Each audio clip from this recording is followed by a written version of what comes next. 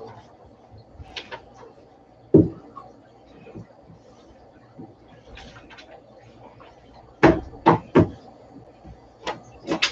the meeting go yesterday? What's that? How'd the meeting go yesterday? Good. Yeah. Oh, that's fine. No, I haven't checked them since like noon. Why? What was that? There was issues with the farmers market. I see with that ADA ramp down there, they want to remove the Oh, that doesn't flagpole surprise that me. just fixed today. It honestly doesn't. Because, I mean, they were calling me. I usually go to church. My church starts at 9 out in the country. I usually leave in around 8:30, 8:40. And they're already. There was threats and cops being Yeah, I called. know. They tried, What happens? they tried to You get don't have work. out. Lock the What church happens down. now that I have to work? I'm in town. What do you know? Yeah. This thing, so how are you? Good. Grandbaby? I heard a completely different Good. story. Getting big. That's the thing. It's It's two-sided. Stories, Yeah. different. Yeah. At least two. Yeah. That's why I decided, you know what, I'm not even, She doesn't post me. I'm gonna stay out of this. She doesn't get posted. I don't get very You many two groups, you pictures. guys figure it out on She your needs own. to be better about it. Did she post the one with the Can't eating both it. broccoli? Not that I saw. That's the I one. don't think so. Yeah. It's like, ooh, I don't know about that. It made me Let's sad. not make threats we can't keep. It made me Or that we self-talk there won't for a keep. second.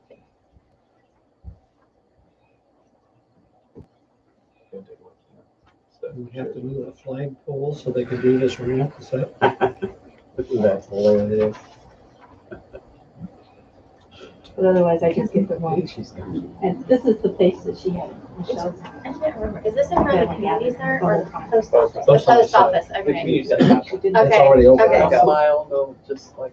I'm Yeah, because I surprised was they trying never to did think, where's the flagpole And in front then of the she got community even center? grumpier when I'm she. surprised they never did Main Street. Oh, she's just They like did this over. Yeah, in front of- That's funny. Crowds. That'd be common sense.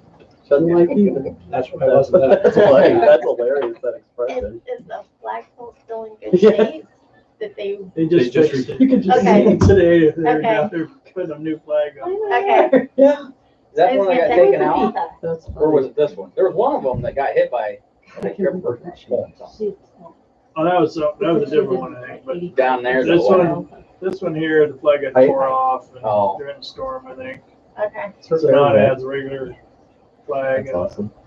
POW flag. So give her kids in So Give her a piece of. if they take it out, my suggestion would be, I like Tony's suggestion. You like what they used to do back in the day, put it in a stick, put it on a thing every day, There you come go. to work. Take it off when you leave. Hey, Steve. I told He she didn't had have all this character. paper. Okay.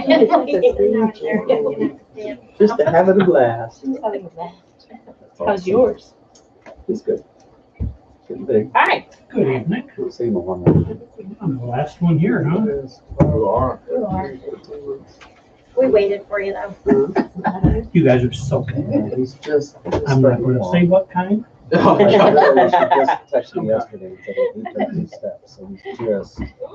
I feel like we haven't had a meeting in forever. Oh, get ready. It That's all I just, say we is haven't get all ready. been here. Maybe that's So it. they bought him. The whole gang's back together. It's a week late. I'm gonna go up this weekend for a couple of days. So that's how it would sit. We'd be moving the bus barn. No, I'm lucky to be able to do this. What would it do if we went this way? Advantage of it. Bought a couple houses across the street. Can't now, because Because that's right there now is the, It doesn't work next to Fourplex. the office. You couldn't go east of the fourplex? Yeah, yeah. And I'm like, No, that's Margie Thornwell's old house. It's Sam Mercer and yeah. my other thought Carolyn was we Chamberlain. put it diagonally. Unfortunately, this one's the one that's always off. Yeah, If- so some things haven't if you changed. took this and just extrude it just a little bit, so Oh. this way. You probably get a little bit more parking out of the deal, Ron was gonna call you and have. but they also talked Wrap about, his hand. and I think I brought this up I would have. before. This What'd chunk he of do? that Broke it. gap, close it down. Crushed this I would love knuckle to get and these this one. parallel parkings on the west side of the gym. They took the cast off and told him to It's start there to moving get it. a bus. Oh, And it's only been 2 weeks. There's a boat that parks over there all the So he time. can't move. what? The You kid in can the blue. move 'em so they barely. can't pick up or they go out. Oh, I thought And that's there's a no people. support. About 80 feet You want long. to Well, look. take on either side of that. How? Get the parallel parking. I told him to You call. don't. Oh, you like don't- where you don't the tennis understand court how big is, a- or basketball I court, would've whatever it been is. happy to Stick it on Yeah. there. come in and Take that one wrap around. it. Then we should live there though? Yeah. He wouldn't But realize I'm gonna that trust parking him. yards. That's Yeah. funny. Diagonal is real tight. Mhm. Because people Oh, park so by take her it house. out. You wanna Don't do let 'em- parallel. He got Oh, parallel. Interesting Okay. thoughts. Yeah. Yeah. working on a Well, truck yeah, at 'cause park. up closer to the, like, music room, Spring loaded. that is parallel in front of And he that was parking tightening lot. it up. And it, the That's not mechanism let diagonal. loose. When they Came came back hitting I don't his know. face. It's Hit been there these a long time. fingers. Has It's been there a few years, I They park on know. the wrong About side of the knocked him street off the when they do it, but it's I'm like, that parallel. sounds painful, man. Parallel. Up by like Ron McVeigh. Yeah, Ouch. that's parallel up that way. From like Fourth He's North so much fun. is parallel. I'm feeling good. So I don't know why they Never wouldn't, go. yeah. Are you guys ready? I have 6:30 yet. 6:30 right now. My laptop must be on. Okay, never mind, we'll wait. Which one is that? 27. How How you you guys doing, doing? sir? First time. This time. So, well, welcome. Well, welcome. Appreciate it. You forgot to bring treats. I didn't Just know. saying, the rest of the guys did, so. You told me. I'll get you next time.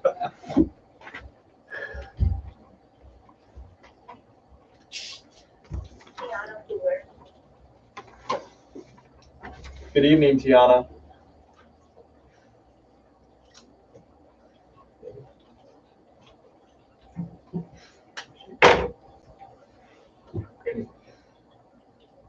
You put it like an external speaker or something.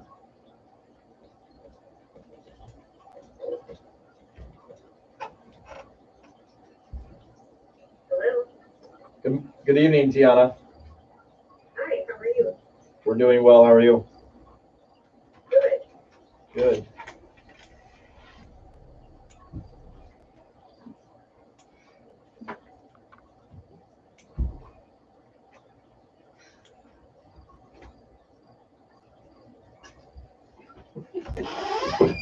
That's tune in to That's right, that's right. every afternoon.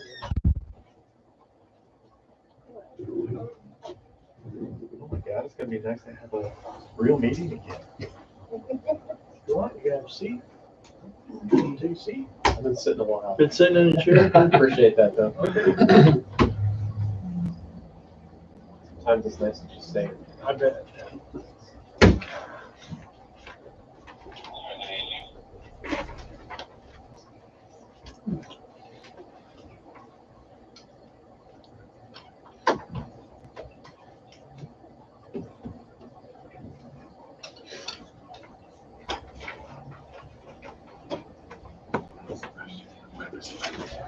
Good. All passed.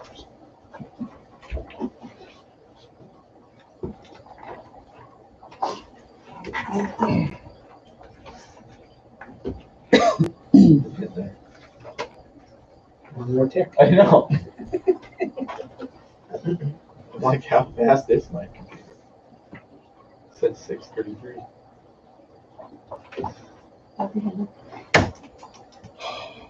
All right, I got 6:30.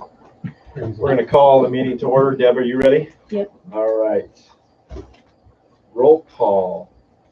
Steve, Yes. Alex. Yes. Megan. Yep. Doug. Yes. Ken. Yes. Approval of agenda. In front of you guys have the agenda for tonight. Are there any changes or anything that you want to move before you approve it?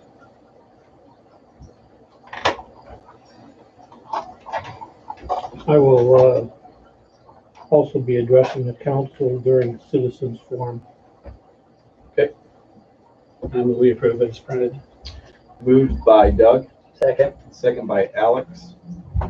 Steve, Yes. Alex. Yes. Megan. Yep. Doug. Yes. Ken. Yes. Citizens forum. Do we have any citizens on the line that would like to speak?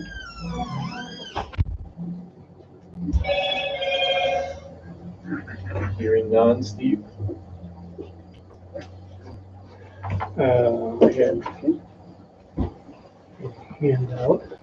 I emailed the council earlier today and the mayor and the city clerk. A request from the Old Settlers Committee.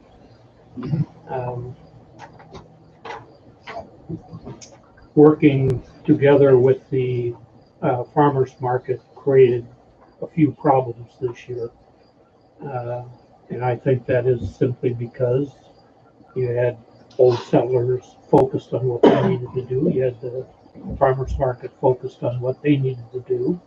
And we were trying to share one geographic area, and it caused problems.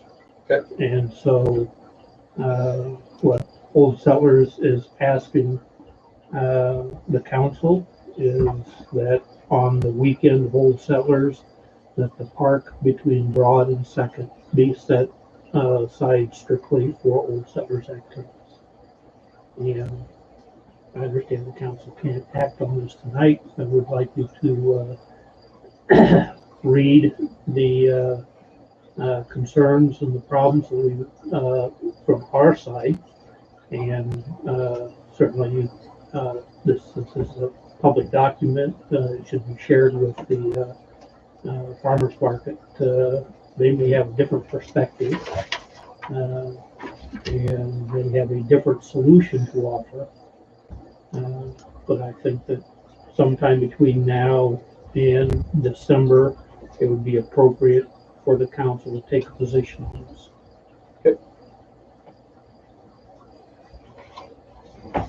Thoughts by council?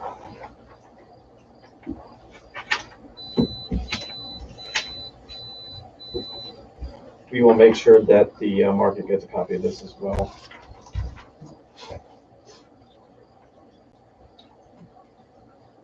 Any other citizens for Citizens Forum? Do we have any idea what Ryan wanted to address the council on? He was coming to talk to about the water line at his house. They found out that him and his neighbor share a water line, and he thought that the city should have to help pay for it because we approved the one water line way back when it was first put in. What's the address on this? Do you know? What is his address? He shares it with Gardner's, and he's the next one down. So 204. Right Okay. where they do the work right here? Yeah. The Gardners, mutual Gardners in the next house. Okay. So it's now been separated? They're working on it. Him and Gardner's have gone together with Todd White to put in separate ones. So evidently he decided not to bring it to the council. The ordinance states that the water service from the tap to the house is the individual property owner's responsibility. And if previous councils allowed a water line to be shared, that is something that they decided. Today, we have the requirement that everybody have their own, and everybody have their own shut off, which the city pays for the shut off. So I certainly would not be in favor of cost sharing and the replacement of the private water line, since the ordinance states it is the private property owner's responsibility. Any other discussion on that? Hearing none, any more citizens that want to speak during Citizens Forum? Hearing none, we're going to move on to item 5, departmental reports, starting with the sheriff report. I will go ahead and pass this around. Do you guys have anything that you'd like to add? Well, I'm going to be your contact for the next year. Okay. I'm Tim Schrader. We've been with Sheriff's Office for about 3 years. I work overnights, so normal people will probably not see me on a regular basis. But I'll leave a couple of my cards with my email. If you guys have anything, reach out to me. We've been moving. You've probably seen our speed trailer. We've been moving that around. If you guys have any ideas, places you'd like to see it, problem areas, let me know, and I can set that up. I think at least on overnights, Maxwell's been pretty quiet for a while. I don't think we had any issues with like the rodeo and everything. I don't think we had any calls, so that's good. Yeah, do you guys have anything for me? On a couple weeks ago, a store owner here in town had mentioned that when she walked into her building, that she must have forgot to lock her door. You Okay. guys check doors? We do. We do. So- Yeah, we still do that. We probably don't do it as much as we should, but we still do when we're in town on overnights. We do try to get out and walk and check the businesses, Okay. make sure everything's. All right. So yeah, we may have just not done it Okay. that night, but Okay. yeah, we still do it. Okay. So, but I can make sure we try harder. All right. So great. Anything else for the deputy? Thank you. Awesome. Thank you guys. Appreciate it. Have a good night. You too. All over. My business so much in this area. Yeah. Or do we have to reapprove the agenda? I think that we can, by motion, move it to the next item. Okay. Motion? I'll make that. Motion by Alex to move. What item is that? I believe it's 6B. Move item 6B. Is that where Shelley lives, 313 Baldwin? Yes. Move item 6B to the next item made by Alex. Okay, before you, who did this now? Alex? Let's go down. Alex Yep, I made did. the motion. And Ken second. What are we doing? We're moving item 6B On to to the next. 6B now. Okay. I can't talk and listen at the same time. You're fine. Discussion. Hearing none, we'll go to roll call. Steve? Yes. Alex? Yes. Who seconded it? Ken? Sorry. Megan? Yes. Doug? Yes. Ken? Yes. Perfect. All right, moving on to item 6B, discussion and action on division of property at 313 Baldwin.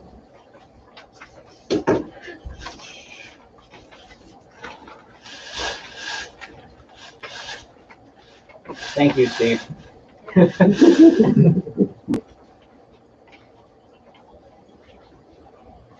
All right, you guys Must be the one with the picture. have in front of you the picture of the property.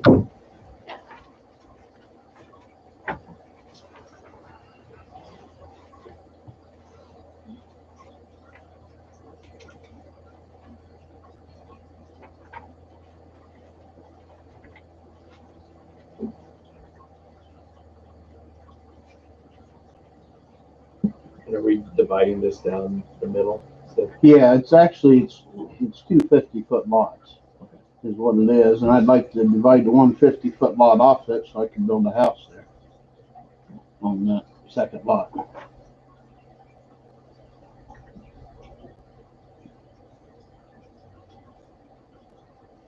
council discussion. Well, the subdivision ordinance certainly would not prevent you to divide your property. You can do that one time Right. without a problem. Where the problem comes in is that the ordinance requires a certain minimum lot width in order to build a house. But shouldn't that one be grandfathered in, being that was an original lot? No, No, there's no such thing as a grandfather, huh?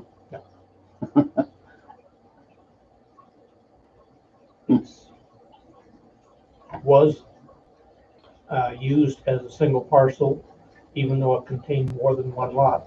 And we have other places in town. We had a whole subdivision on the north side that was subdivided to 25-foot wide lots. And that didn't mean that anybody could build on a 25-foot wide Right. lot. That just meant that they could buy a number of lots, however many they wanted, assemble it into a parcel and build it. So from a zoning perspective, the council has no authority to vary the ordinance. The ordinance requires, can't remember, 65-foot wide lot, I think. So what do you do with a house that burns down on a guy and he's got a 50-foot lot? He can't build there no more? There is a provision in the ordinance that says that if you have an existing non-conforming lot, which would be a 50-foot wide lot with a house on it, sort of, you know, what's across the street from me there, and that were to be destroyed, then you can rebuild on it because it was non-conforming before the fire. And so it can continue to be rebuilt. So the answer is no, right? The council has no authority. You can divide it, you can't build it. And that's, from the council's perspective, all you can do. Yeah.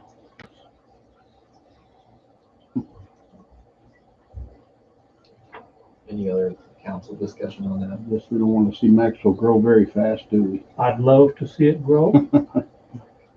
The reason that the ordinance is like that is to preserve the value of adjacent property. Well, if you ask me, building a new house by a property would raise the value of the next real property. You know, you got a nice house sitting beside it, it's gonna up the taxes. You know? And another person might say that it just increases the crowding, and so it decreases the value of the property. So, you know, it's a he said, she said, right? It's a bullshit deal is what it is.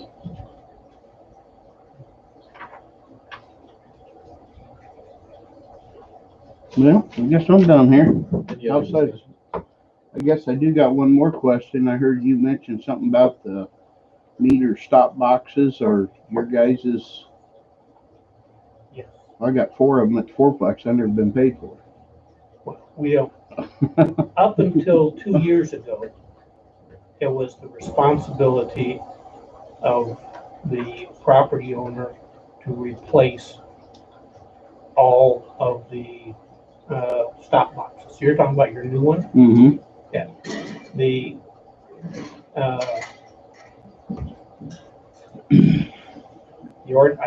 I'm pretty sure what the ordinance says is that on new construction, you put them in, and then after that, it's the city's responsibility to replace them if they ever go bad. And we have, and the reason we did that is we had a number of them that went bad, and then we would have to go out and notify the property owner that they have to replace their shut-off. And, well, why didn't the city maintain their shut-off? Mm-hmm. And So theoretically, it is your shut off. That's the only way you got to shut somebody off not paying their bill. yeah, that's why the city changed the ordinance so that they would be responsible, once it's put in, they'd be responsible from then on for the maintenance of that stop box. So yes, we thank you for putting 4 of them in. And we, Yeah, will, I'll bet. and we will take care of them forever. Any other discussion? I mean, I'd love to see the town grow personally. Okay, now I appreciate it. another question, I guess. This property you guys are working on condemning up here by Sharon Adams, I would be interested in buying that. But there again, can I tear that house down and build on Is it currently on a 50-foot wide it? lot? I'm assuming it's a 50-foot. It ain't over 50. Yeah, if we go in and demolish, be sort of like what happened over on Erickson's. If the city were to take it, Mm-hmm. then we would turn around and offer it, like we did hers, with a conditional sale. Mm-hmm. And the condition would be to replace the property, with, new construction like you did down there. Mhm. So, since there's a house there, it does have a legal, non-conforming right to continue.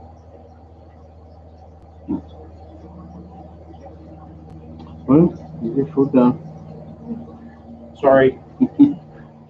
So, now that discussion is closed, is there any motion on the table to grant a variance for that property?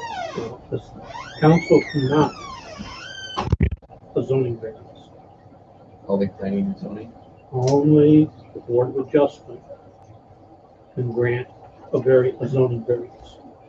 So the only, and the council cannot, act to say, yes, you can build on it, because that would be granting a variance. So all this was an informational request. So do you take this request to planning and zoning? Anything in the zoning ordinance can be taken to the Board of Adjustment. And what the Board of Adjustment has to do is hold a public hearing, and they could grant a variance if there is a hardship. Now, him dividing the property into two parcels would not be a hardship. It would be something that he is doing himself. And so if they were to grant a variance, then anybody, including the city council, could take it to court and have it overturned. And that's part of the dice game that you play with Board of Adjustment. So then 6B is dead. All right, well, we will move now on to item 5B, the fire department report. You have that in front of you. They had 9 calls with 45 people, no injuries. They're working on getting the station repaired from the storm damage, no special events, no future plans. We do need to vote on a new member, Jim Hudson, to the fire department. What was the damage to them?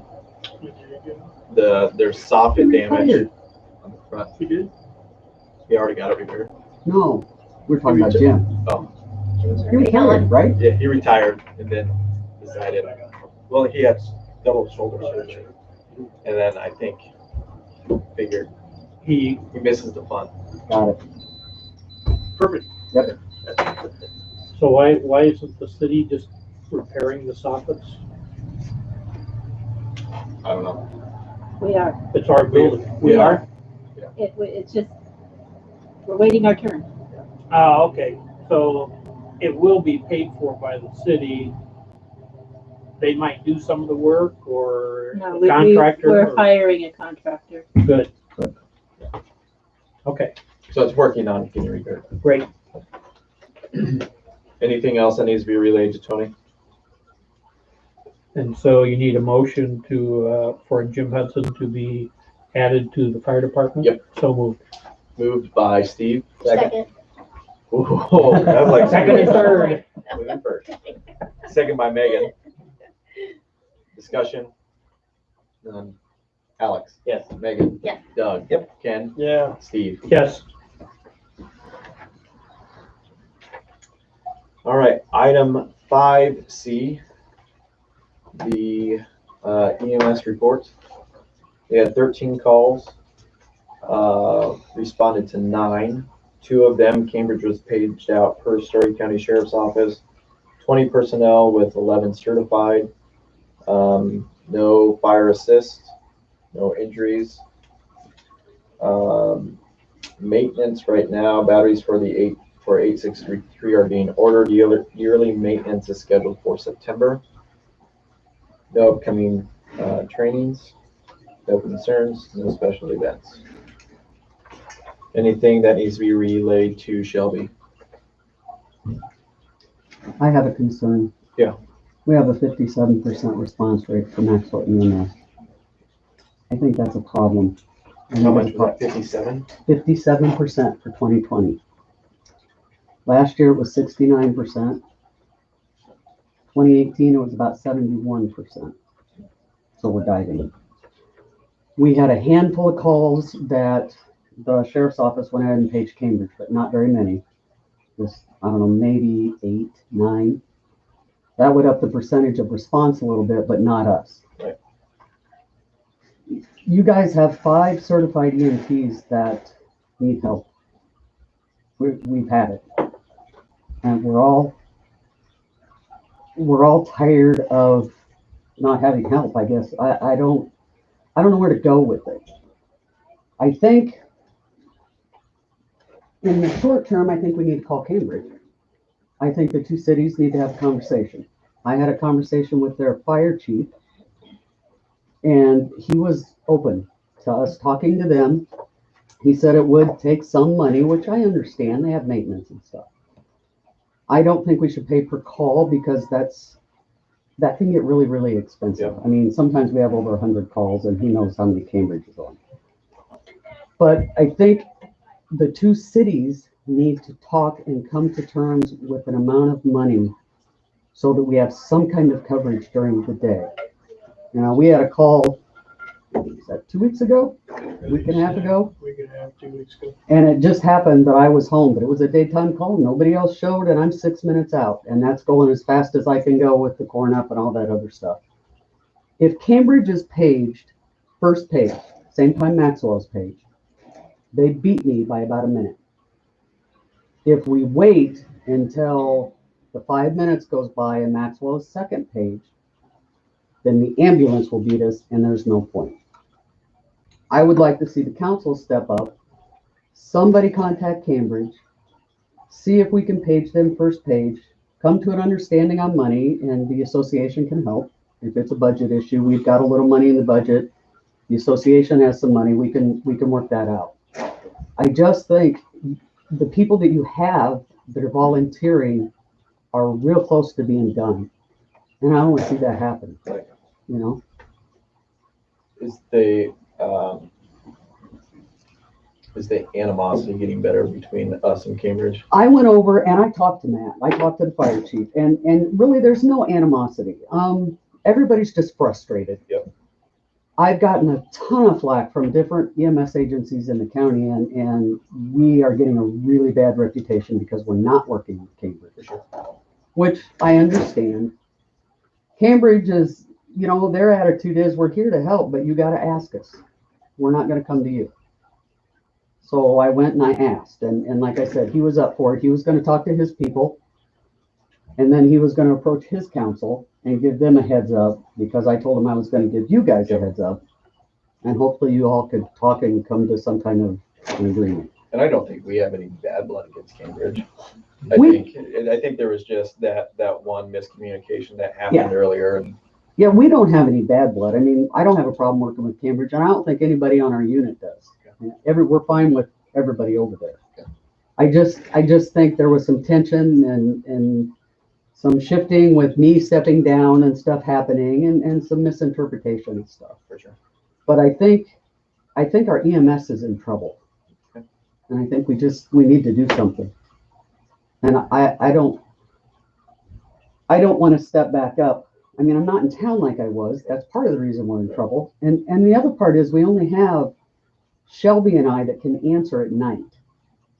And that's an issue because he works, which means every call I have to get up. And I'm getting old, and I don't want to get up every call in the middle of the night. I'll be honest with you. You know, there are times when I've got to be at work earlier. I've worked late, and we need a backup plan. We need something. So. Do you think, for the record, I think sharing with Cambridge would be a great plan. Do you think that people in Maxwell just don't know that we need people as much as we do? Or I do. Do they not? Do they show up and then they're like, this is a lot of work? I think it's a little of both. Yeah. I think that, and I need to talk to Shelby about this, but I think that as chief, he needs to organize some kind of recruitment meeting. Yep. 10 years ago, when I joined and Jamie joined and Dee joined, it was because of a recruitment meeting that Tim Hudson held. We've been thinking about it. We went to the meeting. We found out they paid for it, what was involved, and it's like, yeah, let's do this. I think we need to do that again because I've heard rumors about people that are interested, but nobody ever pursues them. What age do you have to be to get your EMT? 18. 18. How many members do you, does the EMS have right now? We have 5 certified, and then we have 2 that are waiting to test to try and certify because of COVID. And of the 5 certified, you said that only 2 of you are available at night. And is that because the other 3 are working at night? No, one of them has some medication and she just can't physically respond after she's taken the medication. One of them has been AWOL. We haven't seen him since about February. We don't know what his status is, so he responds to nothing. And the other one just doesn't respond at night. Just doesn't. I can't answer for her why she doesn't. I just know that it has to be a CPR call or some emergent call for her to respond. So, you know, if somebody... Which sounds like an internal organizational problem of some sort. It is, but it's common, and it's because we're burnt out. Mm-hmm. You know, we're just tired. If you have somebody that... Same person you just talked about doesn't show up at night and works during the day. Bingo. So what, and the same thing with the person taking medication. Let me give you some stats, just so you know who's responding to what. Shelby this year has responded to 14 calls. I've responded to 18. Tanya's responded to 4. Jamie's responded to 4. Casey hasn't responded to any, but Casey was pregnant. She has a medical reason for not responding. Normally she does. And Brock responded to 18, but he's not certified. So it's great to have him there to write, but he can't do anything. He doesn't really relieve any of us. And Tony has showed up to 13 as driver. So we have a couple that it creates an issue for the other ones. Mm-hmm. You know, we're having to carry the weight, and then that gets old. I think part of it is we don't have a backup because we've cut off Cambridge. So, you know, it's the middle of the night and I go and I'm the only one. What if it's a CPR call? I don't have anybody because we don't page Cambridge. So it's just a little bit concerning to me that. So if you have something like that where you get the page of CPR process or whatever maybe, or something bad like that. I'm going to have them page Cambridge. Are there fire, okay, that's I am. fine, but are there fire department personnel that could be paged and say EMS needs help? I know that 2 of them are CPR certified. I don't know about any others. They're not all CPR certified? No. Why? And I'm a CPR instructor. They don't. Every one of them guys should be. I get it because they're fire and they don't necessarily want to shift and do the medical. And I understand that. I'm not dishing One the of fire their firemen department. go down in a fire. I would hope that somebody would be. Do you know what the laws are? I do not. At one time, I thought I thought that if you are on the fire department and don't have an EMTV back certification or anything, you can't do any sort of patient care. You can do CPR. You can do If you CPR. are CPR certified, you can do CPR. That's Is that the same with AED too, or does that? yes, because okay. our certification allows that. the AD. Yeah. Brock and Tony are both CPR certified. So we've had a couple calls that were nasty calls and we were shorthanded and they could step up and help because they had that certification. I think in an instance like that, if it's first, I think yes, all firefighters should be CPR certified. If it's CPR in progress, I think Story County needs to page out. If we get everyone CPR certified, they should page out fire and EMS. And you know, and Like it might be Ain't that she here. gets there and it's not CPR in progress, but it is the minute and a half after she gets there. Yeah. and you you're know, alone. And even if you turn around then and page them out, you've got a 5-6 minute wait time by the time everybody gets there. I guess you could page fire out every time. I hate to do that because I'm afraid we'll burn fire out. Yeah. You know, you go to the calls with a headache and they're gonna be like, why am I here? It's 3 o'clock in the morning. I hate to do that. The other thing that fire can do too is like crowd control, you know? Not saying that we have an issue with that, but I think reaching out to Cambridge is a good idea, but we also need to have another plan in place as well. And I would hate for those people who aren't showing up, the other however many that aren't showing up to any calls, not show up anymore because, oh, Cambridge has it. You know what I'm saying? Yeah, and I don't want to see that either because Cambridge is going to say, I mean, I know what they're going to say. We've done this historically before where we've been low on resources and we have first page Cambridge. Yep. Cambridge is fine with it, except they say, why don't you have people in the middle of the night? You're all in bed. Get out of bed. We don't want to get out of bed any more than you do. Right. I get that, and I'm still willing to get out of bed. I just want help when I get out of bed, I guess is what I'm saying. I don't want to know that it's me until I hit the door, you know, and then you're like, uh-oh, this is not good. Because you don't always know by the call. You know that. Well, you're raising a very important red flag.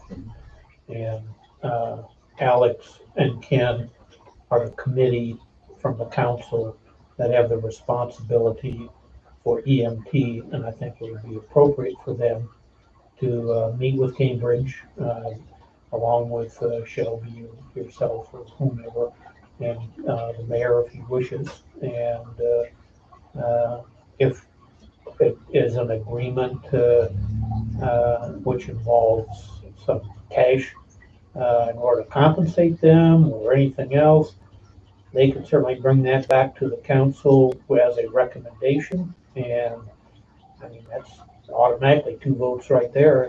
So it should Should be slip okay. right through. Yeah. But the appropriate people to have that discussion would be the council committee and the mayor, if he wishes, and the EMT chief. Yes, I agree with that. Will you take back as well, asking your department if they would be up for having fire be paged out? Yes, Then I we- will talk to them about And then that. we can also, we'll reach out to Tony too and see if he's willing to get everyone CPR CPR certified. certified. Fire has been pretty good when we need them. They're pretty good to show up when it's something serious. Yep. But it would be really helpful if they were CPR certified. Absolutely. You know, instead of just doing, like you said, crowd control, they could step in and help where the resources are needed. So that's all I had. So we talked Sunday, Yes, right? yes. Okay. Okay. Do you want me to bring that up? Yep, go ahead. Might as well. So we talked Sunday. I just happened to walk in on their meeting. They were having a meeting, and we sat down and I asked them about how many people were in town, and we said pretty much 0 and stuff. And it's always been on the back of my mind, and I think I brought it up with you guys before, but and I thought the EMS people took it pretty well. Okay, so my proposal to them was, let's see what we can do with the Beta Police Department, because and the money that we use for our sheriff's department. Okay, so if we don't pay the sheriff the $159,000 a year, and you still call 911, he's still gonna come. Okay, so my proposal is, let's take that money and maybe talk to the Nevada Police Department, who hires police officers, EMT, and then they do have a little bit maybe of firefighting skills. Not firefighter 1 or anything like that, but at least they can be trained to maybe run a pump or do something. Maybe not go in and fight fire, but at least assist. Yes. Take that money, the $159,000, and see if we can get another officer hired that would be down here, what we would call a southern Story public safety officer that would cover maybe, and even talk to Collins, because they pay the same amount of money, and see if we can hire 1 or 2 police officers from Nevada that would be down here, maybe with a pickup truck with EMS stuff on it, firefighter gear, and can also be a police officer at the same time, Ken, do you know how which is Huxley, kind of like what her What I do. position is in Story County. do you know how Huxley and Cambridge do it? I don't. Because I know Story County Sheriff assists Huxley and Cambridge on a regular basis, and they assist Nevada. Okay. So I suspect, like you said, even if you're not paying the amount, somewhere in there, there's a mutual aid agreement, and they do respond. Right. And let's be real, that deputy that just came in, Yeah. the one thing that I took away from him was, yeah, I'm assigned to your guys' district and I'm gonna be overnight shift. Yep. What good is that gonna do for us during the day? Right. Right. Right. And so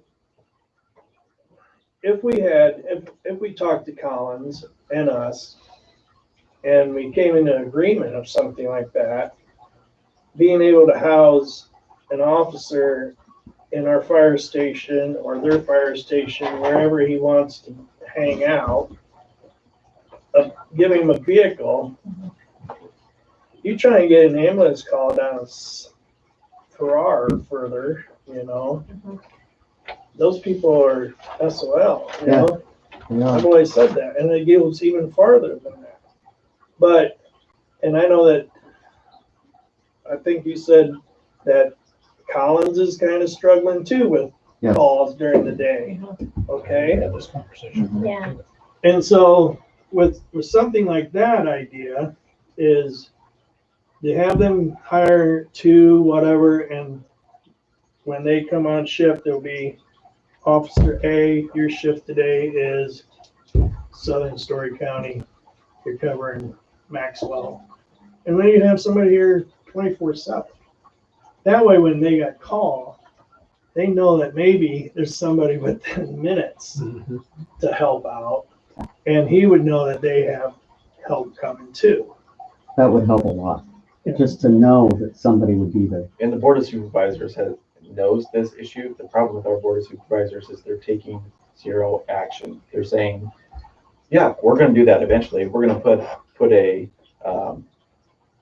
box in every, however, 25-mile radius or however, down in Southern Story County, so Maxwell and Collins can use it. But the problem is, like I said, there's been no They action do nothing. to it. A box of what? An ambulance box An ambulance. box truck. They said they would, Story County mentioned they would just have an ambulance hover around this Yeah. area. Or hang out here all day long and wait for a call. How would that be That's not gonna ever feasible? happen. Right. Like, how would they even do that? Well, as I said earlier, Ken and Alex are responsible for not only EMS, but police and fire.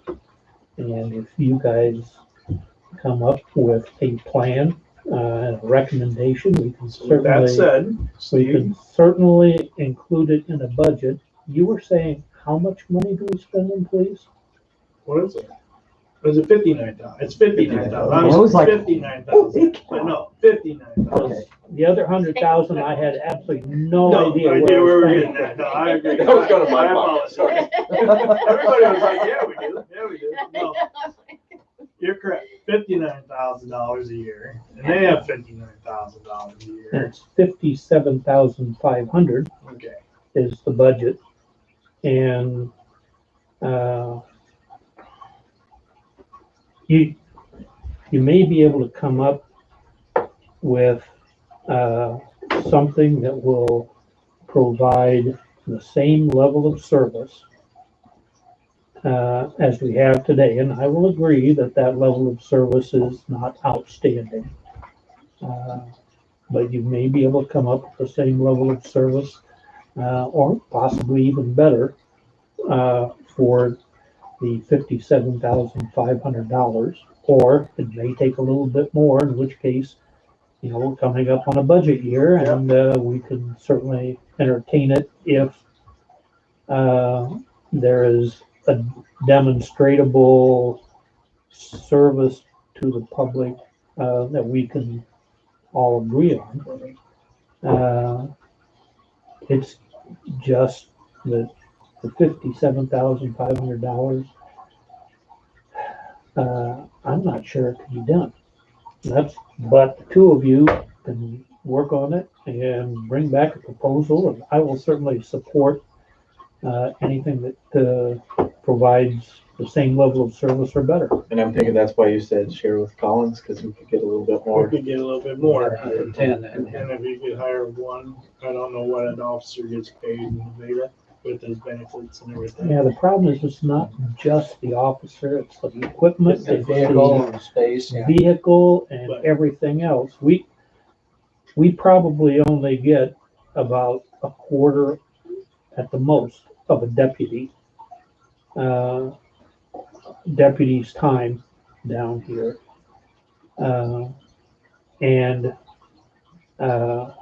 So the balance of the cost is in the vehicle and all the equipment and the insurance and everything else that goes along with it. However, the last time I looked at this was 30 years ago when I was on the council, and things may have changed. So, yeah, So go for it. October 18th at 9 9 o'clock. a.m. Alex, we're having a meeting, and I've asked Shelby to invite Collins, EMS, or Daryl Kennedy, and the mayor, or not the mayor, but a city council member who could, to come over and she's gonna give me her job description. Which I emailed you already. Okay, and then I have looked up previously, months ago, some other job descriptions about the same thing. What day was October 18th at what time? It's the 18th, 9 o'clock a.m. at the fire station there. I have one more quick thing that I'd like you guys to research. Fire, when the school was having excessive false alarms, fire charged them. Yep. Why can't we charge? Here's what I'm thinking. We are not the primary medical service. There is a paid medical service en route. So we're made up of volunteers, and we're a city department. So why can't the city charge for excessive calls? Because right there is your problem. That's why everybody's burnt out. It's excessive calls to certain addresses for maybe not so major reasons. Right. So I wonder if somebody could talk to the attorney and find out, what do other towns do? Is there any way, how do we get around that? How do we control that? You know, does, that I heard at one point that Huxley charged. And I don't know how that worked, if they charged the insurance of the They person. also have ambulance. They have an ambulance now. And Cambridge charges, but only interstate calls, because your auto insurance will cover the first responders. Do you know about how much you're thinking? We haven't set perimeters for excessive. First, I wanted to see if there was even any chance, and then I figured we'd have to maybe talk to some advanced medical people and figure out, you know, what would be good parameters for that. But We should we should absolutely ask the city attorney if it is within our authority to charge. I would imagine that it is. And then it's taking a look at what's fair. And then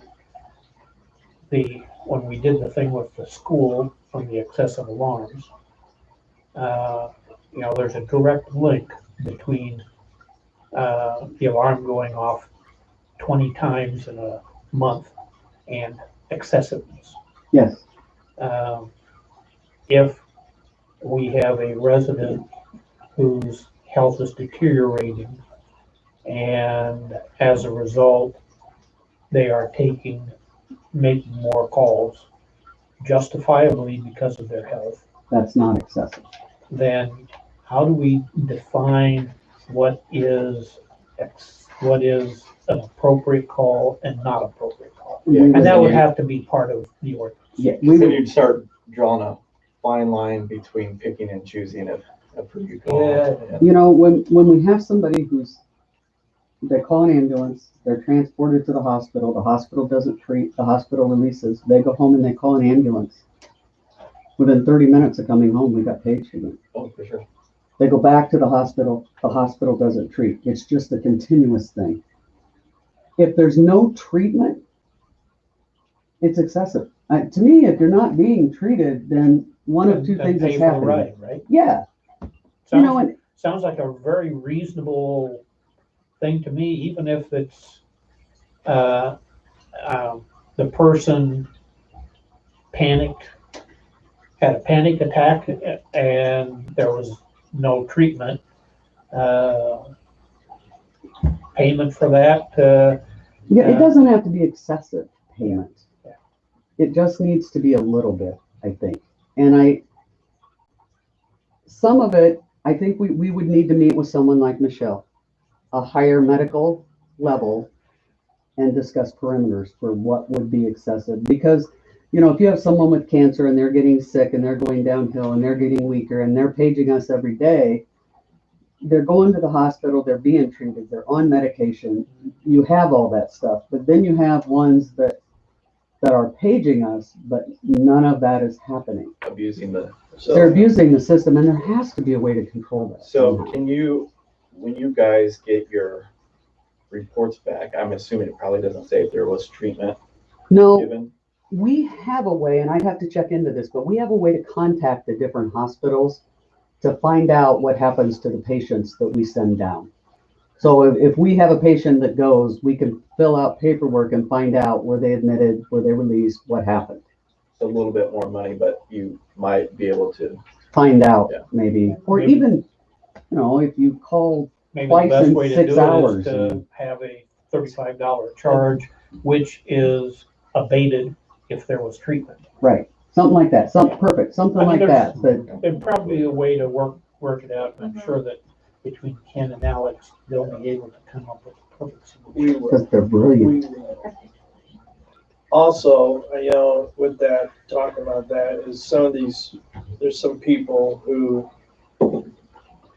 have no family members anywhere. They've come into town from other places. And that's hard because then they don't have anybody to see that maybe they are having a problem, maybe. Yes. And then they might need extra help from services rendered by county or state or whoever, where if it's grandma and she's failing, then grandparent or grandkids and parents and whatever, you know, can kind of take care Step in and it's just, it's hard to say, you know. it is hard to say, and I think some of the people that abuse the system maybe need assistance. So maybe they would stop abusing the system if you charged a surcharge. Maybe if they continued to abuse the system, it would alert us that it's not just a system abuse. There really is a mental health problem, and we need to further pursue that. Now we don't really have a way to gauge that. We just know they call us a lot, you know? And you need to gauge what I hate to put it this way, what the price point is that they wouldn't abuse the system. Yeah. $10 charge. Not a big deal. Yeah. $35 charge. Maybe $50 charge. Okay, now we're starting to get in that Right. area. Now you're my groceries, so yeah. And maybe if they keep going to the same hospital over and over again, and that same hospital keeps kicking them out over and over again, maybe somebody needs to talk to that hospital and ask those providers and say, have you thought about some mental issues here and That's maybe positive. trying to help out, you know? They have a tendency to hop hospitals. Yeah. They don't just go to one usually, but not always. Anyway, it would be great if you have somebody talk to the attorney and find out what our options are there. For sure. Great idea. What else you got for us, Nancy? That's it. That's all I got. Thank you, Nancy. Yep. Anything else for Thanks, Nancy? No. Thanks. It's Yeah. always great to see you. It's great to be here. It sounded like a lot. No, it really is. I haven't been in council meeting for quite a while. It's nice to see people with COVID. I know.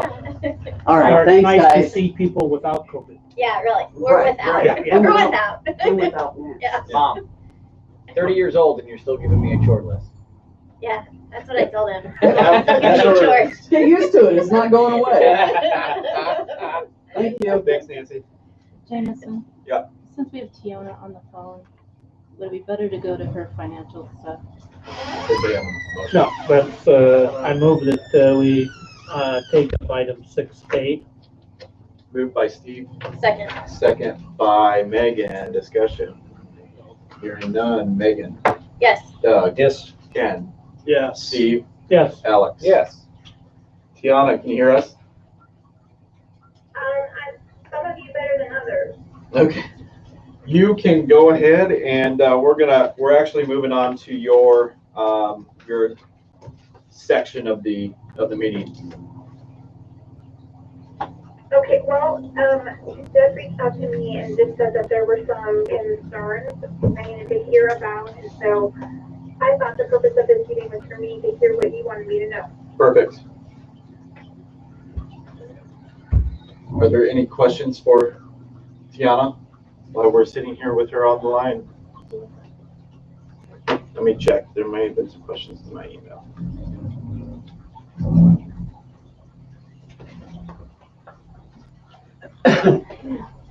Just go already. I think one of the questions I had, Tiana, is do you know what the effect that COVID has had on towns our size has been Revenue-wise. revenue-wise? No, I don't know. I think that there's going to be a variety, and then you have the storm compounding. Right. So I don't have an answer for, is there a particular revenue stream? Are you thinking about property taxes? Or, I mean, Just everything in general. I think property taxes from the school side, we certainly have seen a decrease in the amount of money that we've been getting. Do you have like an average decrease by chance? no, it's really, I haven't analyzed.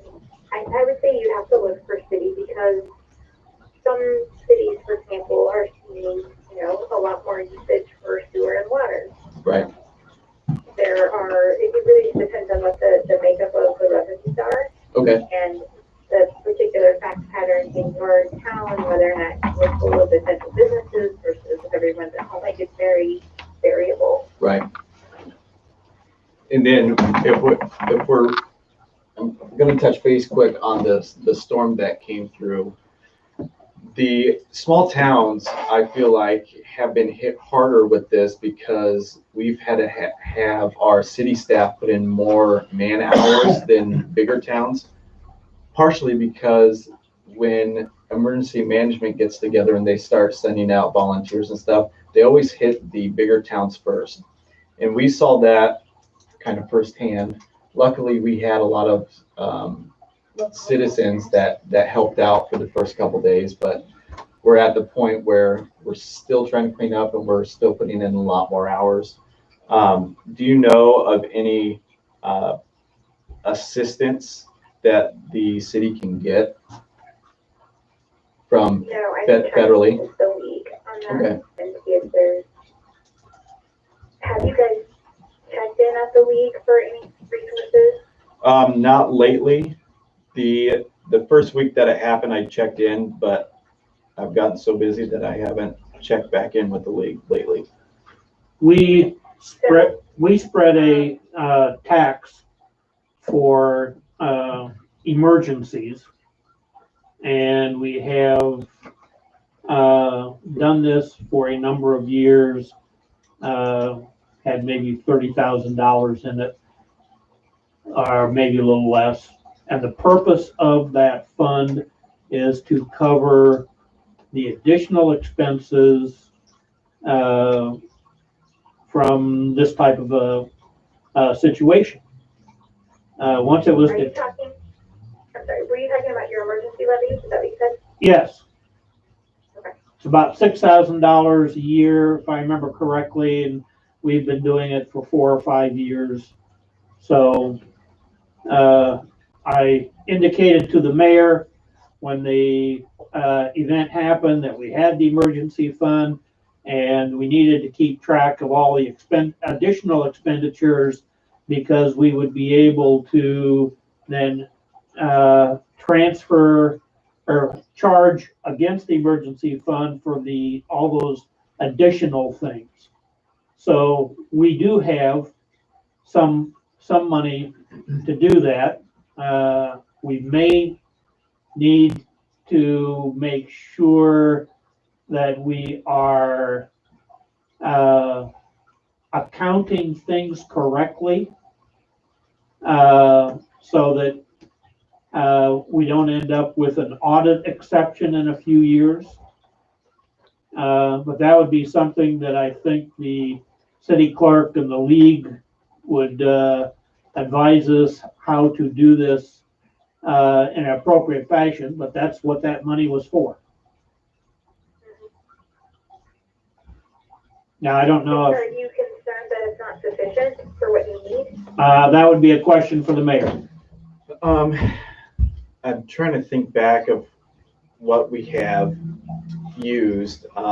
We rented a few big machines for picking up brush around the town and use that to compact some things in there. I did hear at one point that they are the state is offering to chip the wood. We originally thought that we could burn it, and the DNR gave us the okay, and then a day later they came back and said, nope, you guys actually have to chip it all. So And then they came back a few days later and said we could burn. did they? That's what Yeah, last thing I heard was yeah, we the could last burn. I knew that you could burn But it. we could only burn it in small piles. Small piles. Okay. So we'd have to get the grabber in there and make a bunch of small piles. Mhm. It has to burn only during the day, can't burn at Can't night. sponsor, yeah. And so, there are some requirements, but we can Can't burn it. Okay. I'm not sure whether, we might be burning from December through March. Yeah. Which is going to be additional expenses, because, Or if it's then burn it. Yeah. On your basis. so maybe getting a chipper out here, if they can chip some of it, great. There are gonna be big pieces that they won't be able to. For sure. There's a 3-footers down up there.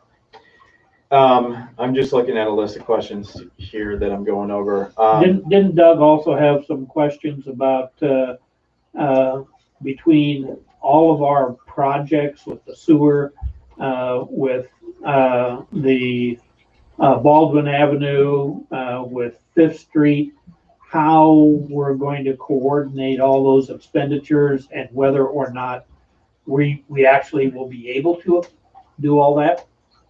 Right, I think Deb sent you some information. I don't want to get us committed with the sewer system. We have to do, it's in the process. The dollars are known, they're a little higher than where we thought they would be. But things that we have not committed to, like Baldwin Street or the sidewalk project that we talked about a couple different times, putting some money in and letting it perpetuate itself after X number of years. Just from your perspective, looking at the big numbers and the big picture and not completely engulfed in it as we are, your input would be very valuable in my perspective, and I think our perspective collectively, to tell us what we should do, what we think is out of bounds. Are we being very foolish by keeping the 5-year 100% abatement? Those kind of thoughts. just what staffing needs. Do we need to get a grant writer to get some of this? Would there be the cost of a grant writer be outweighed by the benefits that one could provide for us? You heard the police discussion about that Ken was alluding to earlier. I just think your expertise, we are not tapping as much as we should, and I think that your input would be very valuable for us. So I see from Deb's email that you have a road project that is 400 to 500,000 that you want to consider, right? Right. Okay, and then it also, I hear that you're over budget or over estimate on the wastewater project. Yes. Yes. Yes. Is that correct, Wes? That is correct. How much are we over? I don't, I want to say it's Is it 8, 7, maybe 7? somewhere there. About 700,000, Tiana. okay, I think that, so the last time, I think I looked at that was maybe February. So at this point, we should have a full, all of fiscal year 20. At the time, 20 hadn't closed yet. So we can dust off some of those numbers. I had in here in my cash flow that it was going to be 3 million to, you're telling me it's 3.9 million? 3.9 West. Wasn't it? What's your final numbers? 3.7 was the bid, but so we got to make sure we're doing apples to apples, because then you've got the engineering, construction, admin costs on top of that. So Wes is looking up the number now, I'll get the numbers for you. and then he's gonna come over here and, You guys closer so he can hear him. the planning and design loan for that. But I want to make sure that before we get too much further, we have the conversation with IPA, because if you guys remember correctly, we are using kind of a different covenant structure to make sure that you can count your cash balance as part of your coverage requirements. Does that change our construction loan with the SRF? So this would be, yeah, for the construction loan with the SRF. I think that from my understanding, all you've done so far is the planning and design, right? Correct, yeah, but we are putting together our package to submit to the SRF right now for closing the construction loan. So if there's something else non-standard that we need to do there, we need to make sure we get that done and everybody's on the same page. Yeah, we want to make sure that the resolution that describes how the covenant works is reflecting the conversations that we had a while back. So, Wes, if you want to, I'll send an email to Lori or to Tracy and loop you in on it and make sure that or even bond counsel, I don't know, have you guys seen the authorizing resolution for that loan yet? Usually it doesn't come until after. We've seen so many weird resolutions, I have absolutely no idea. I don't believe we have yet because we haven't got the closing loan documents from the SRF. We're just now submitting our application for the construction loan. Okay, so I understand. I know that there are a number of things you want to discuss, so and I'm happy to listen, but I think that's the thing that concerns me the most, making sure that the language in that resolution reflects what we think it's supposed to. Okay.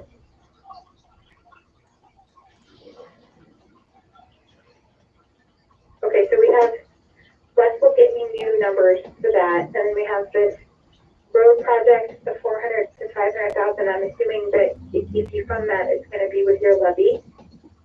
Correct. Okay. And then wait, I think I saw wait, something about stormwater. wait, Time out. time out. Okay. If we fund the road project, there would be some sort of a loan which would be repaid out of road use taxes over a 10-year period. Okay, So it's not paid by the levy. okay.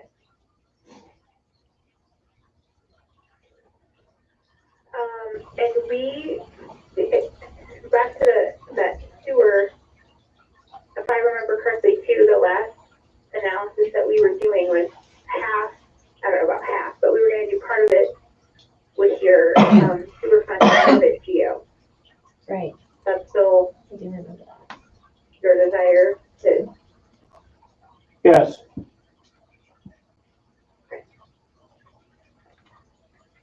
And the Fifth Street storm sewer, which is also about $500,000, would be GO bond. And perhaps some of it repaid out of franchise fees or other drainage revenue fees. you said that's 500,000. Mhm. Yeah. Right, Wes? Somewhere in that range. Yeah, we don't have our final estimate done, but yeah, It was around there. estimated around 400,000, so $500,000. Yeah.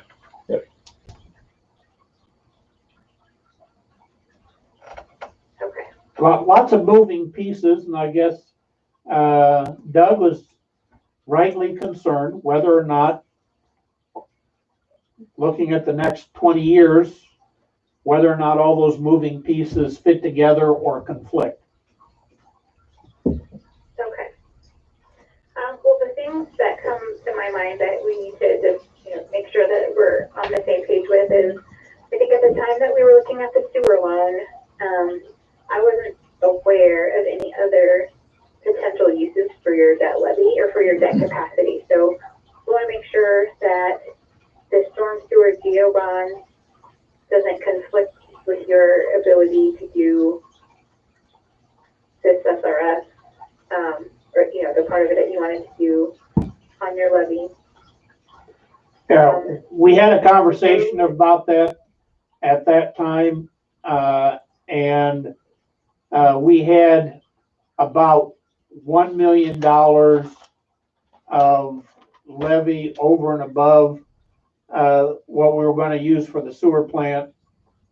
That was free and clear, but now the sewer plant is going to be a little bit more. Maybe we don't have that much. That was a conversation you and I had. And realizing our sales tax money's down too. Sorry. What was that? I just said, we also realize our sales tax money's down, so our revenue is going to be decreased. We had been getting, right at $100,000 on local option sales tax money, and we had maybe cut in half, and that might even be optimistic. Okay. But we've only been committing. The goal that I had done back, I guess, in They're all 2019 signed. with Just so regard we need to seal to, yet. I got a this few. potential abatement One of those is for mine. some projects. So, I think that it sounds like you have a lot of questions, and for me, the way I think through these things generally is that I need to sort of get my bearings. I would like to take the cash flows that we already have, which would be the water, sewer, and then if we see this GO analysis, and get those updated through 20 and budget 21, and then go from there to figure out what your resources are and start thinking about the other things that you wanted to add in. Because I don't know the status of this project that the abatement was tied to. What happened there? It's on hold. The developer is not submitting or not, has told his engineer to hold off on any corrections to the preliminary plan. So it might be in abeyance for another 6 months to a year.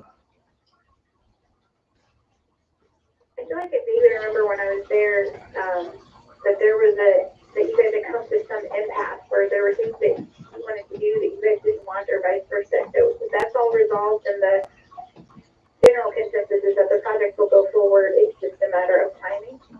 the preliminary plat has been passed by the planning and zoning and council.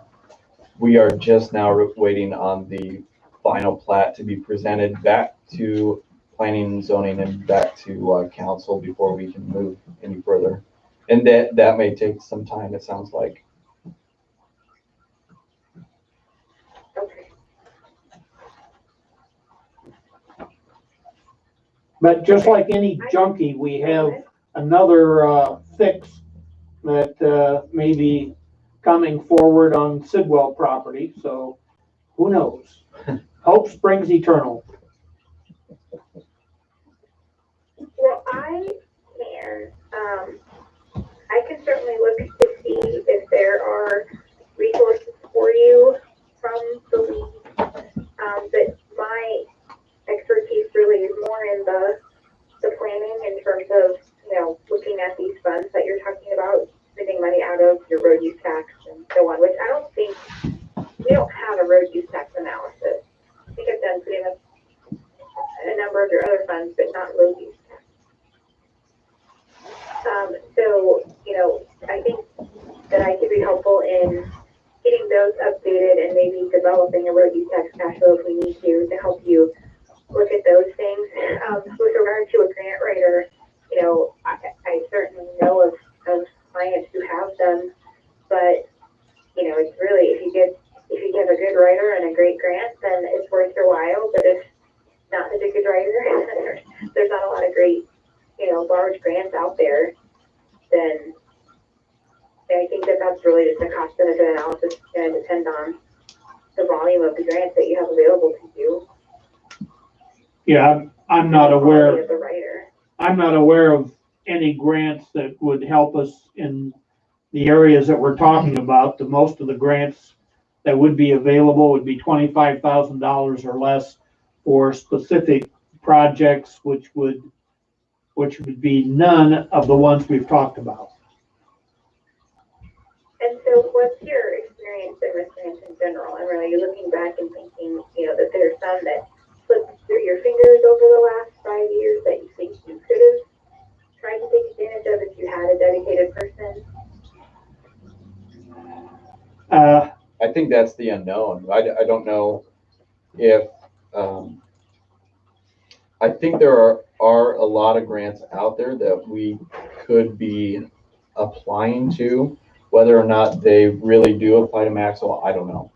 And I think that's where the expertise of a grant writer would come in, whether it's somebody that we can get part-time, volunteer, or full-time, I don't know. I would imagine that for smaller communities, a grant writer is not something that most people have, and it makes me wonder if that was something you wanted to pursue, if it could be done on a shared basis, like maybe there's somebody that does grant writing for a number of smaller communities in the county, or I would think there's a need for it, but I'd have a hard time thinking that a smaller community could afford to have one on staff or keep one busy full time. Right. I think that's something that the mayor can certainly look into with the Ames Economic Development, because they do have outreach people. I think her name is Brenda Dreyer, who would certainly advise in that area. The concern that I have on grants is that in almost every case, they require you to have a project, the project have a plan, and in many cases, you have a local match. Well, we have lots of projects in our capital improvement area that we would like to see. Some of them have descriptions of what we want, and none of them have the local match.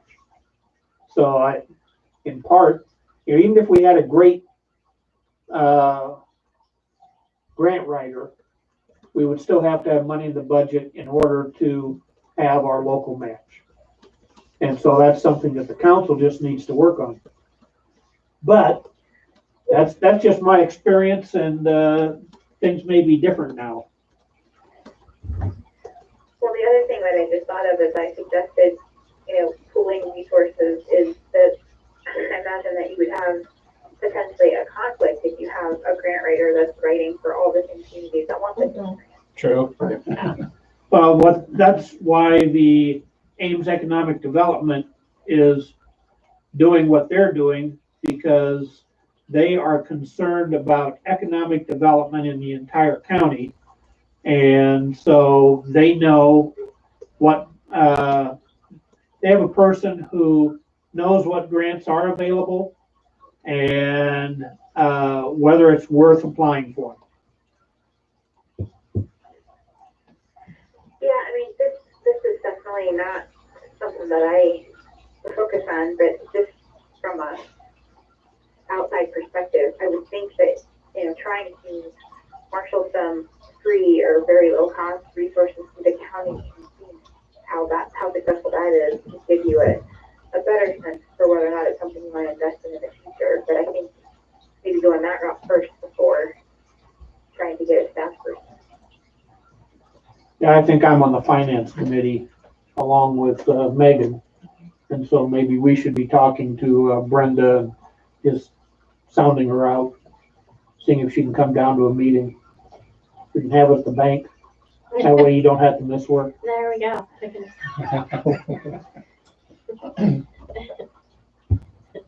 That'd be good, because this week I can't leave the bank, so.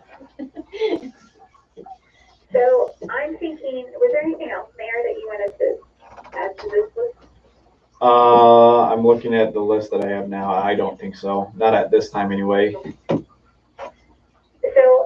I am thinking, just looking at my calendar and what's sort of already on my plate for the next few weeks, and also thinking that just because I like to do things in round numbers, I would love it if we could maybe get everything updated through the end of September, which would give us the first quarter of 21 to include in our analysis for what's happening.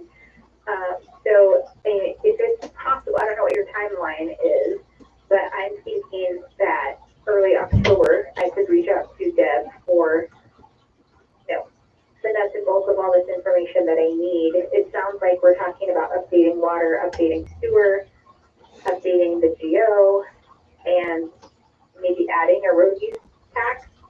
And I don't know about storm.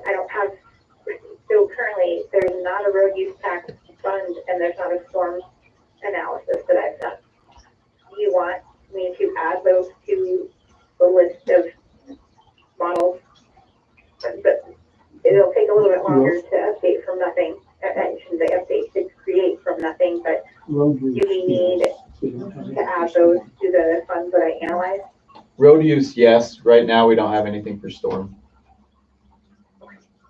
We have, What's this storm sewer GO bond, $500,000? Right, for the, no, it'd just be a GL bond paid out of taxes. Okay, but you don't have a dedicated storm, okay. No, what we do have is a franchise franchise fee fund that we collect about $20,000 to $22,000 a year, and it is required to be spent on projects inside the right-of-way. So part of that money certainly could go toward reducing reducing the bill on the GO bond if the council so decides. And the council's also talked about the need to set up some sort of a stormwater fee so that we can do more in the area of stormwater, but we haven't gotten very far on that yet.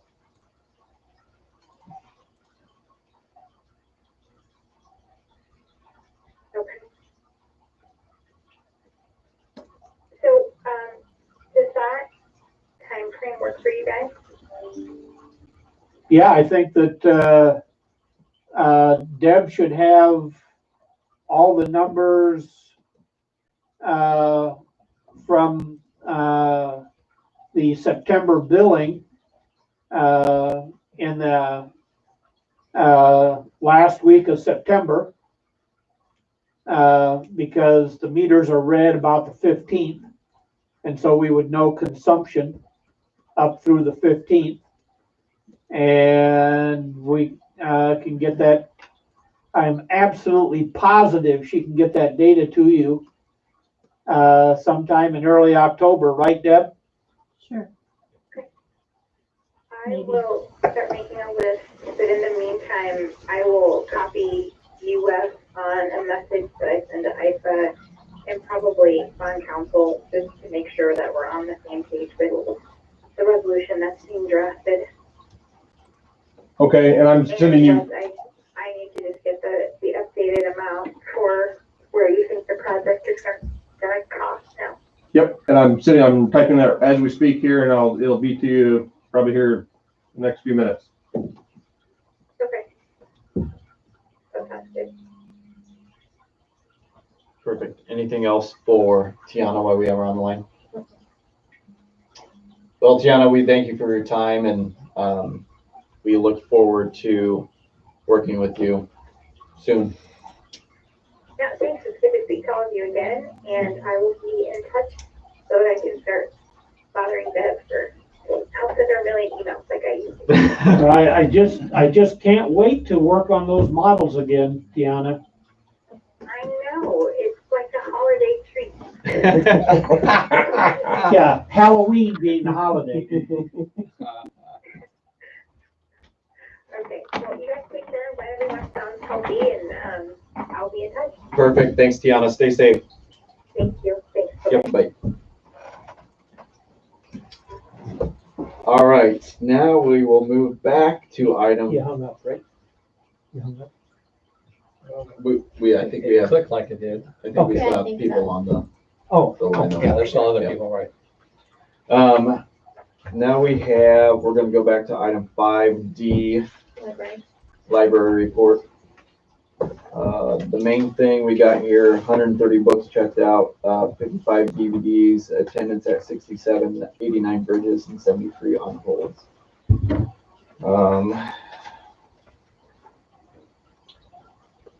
Don't know if it says in here how many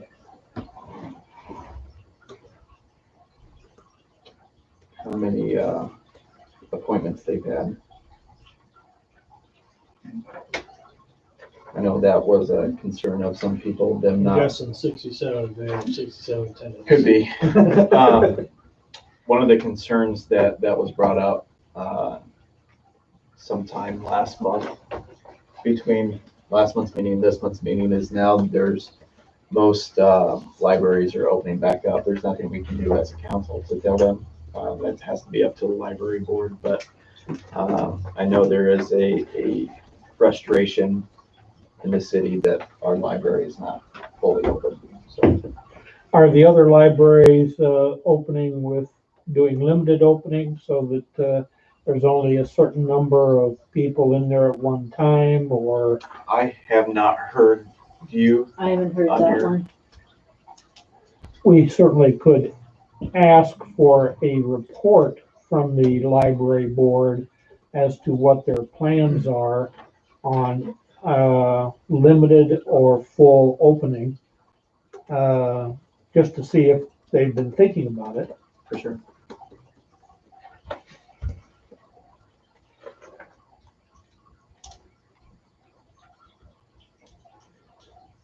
Next meeting, September 29th. And I will try to attend that meeting by conference. Anything for the library? Hearing none, item 5E, Public Works. Streets they've been repaired. New truck is on order. They still need to paint crosswalks. I must say the area around the school actually looks kind of nice from what it did look like. So, parks, they're still cleaning those up, getting repairs done. They're working with Kevin Day to repair the electric. They'll be renting a stump grinder to remove all stumps from the lost trees.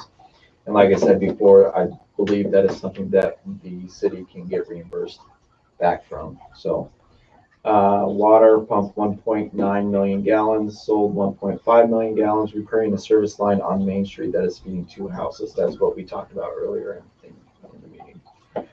Sewer, about 2.3 million gallons. They'll be starting the lagoon upgrade at any time. That would be less. Is that for a draft request? They're gonna start the sewer lagoon upgrade? Yes, Anytime. the wastewater treatment plant project? Yep. Yes, yeah, that's, they're wanting to start yesterday. Perfect. So we're working with them to get everything they need to get going. And then they have Roger Sinclair getting prices to fix damaged buildings. Anything for Tony and the Public Works?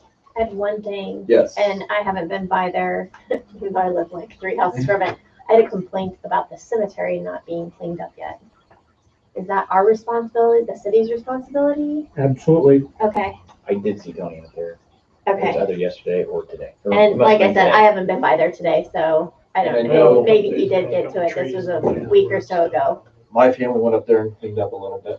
a little bit. Yeah, I think it was like more in like the middle of the cemetery. There were still trees down. I'm assuming that involves the backhoe, and with how much water we've had, he's probably waiting for it right now.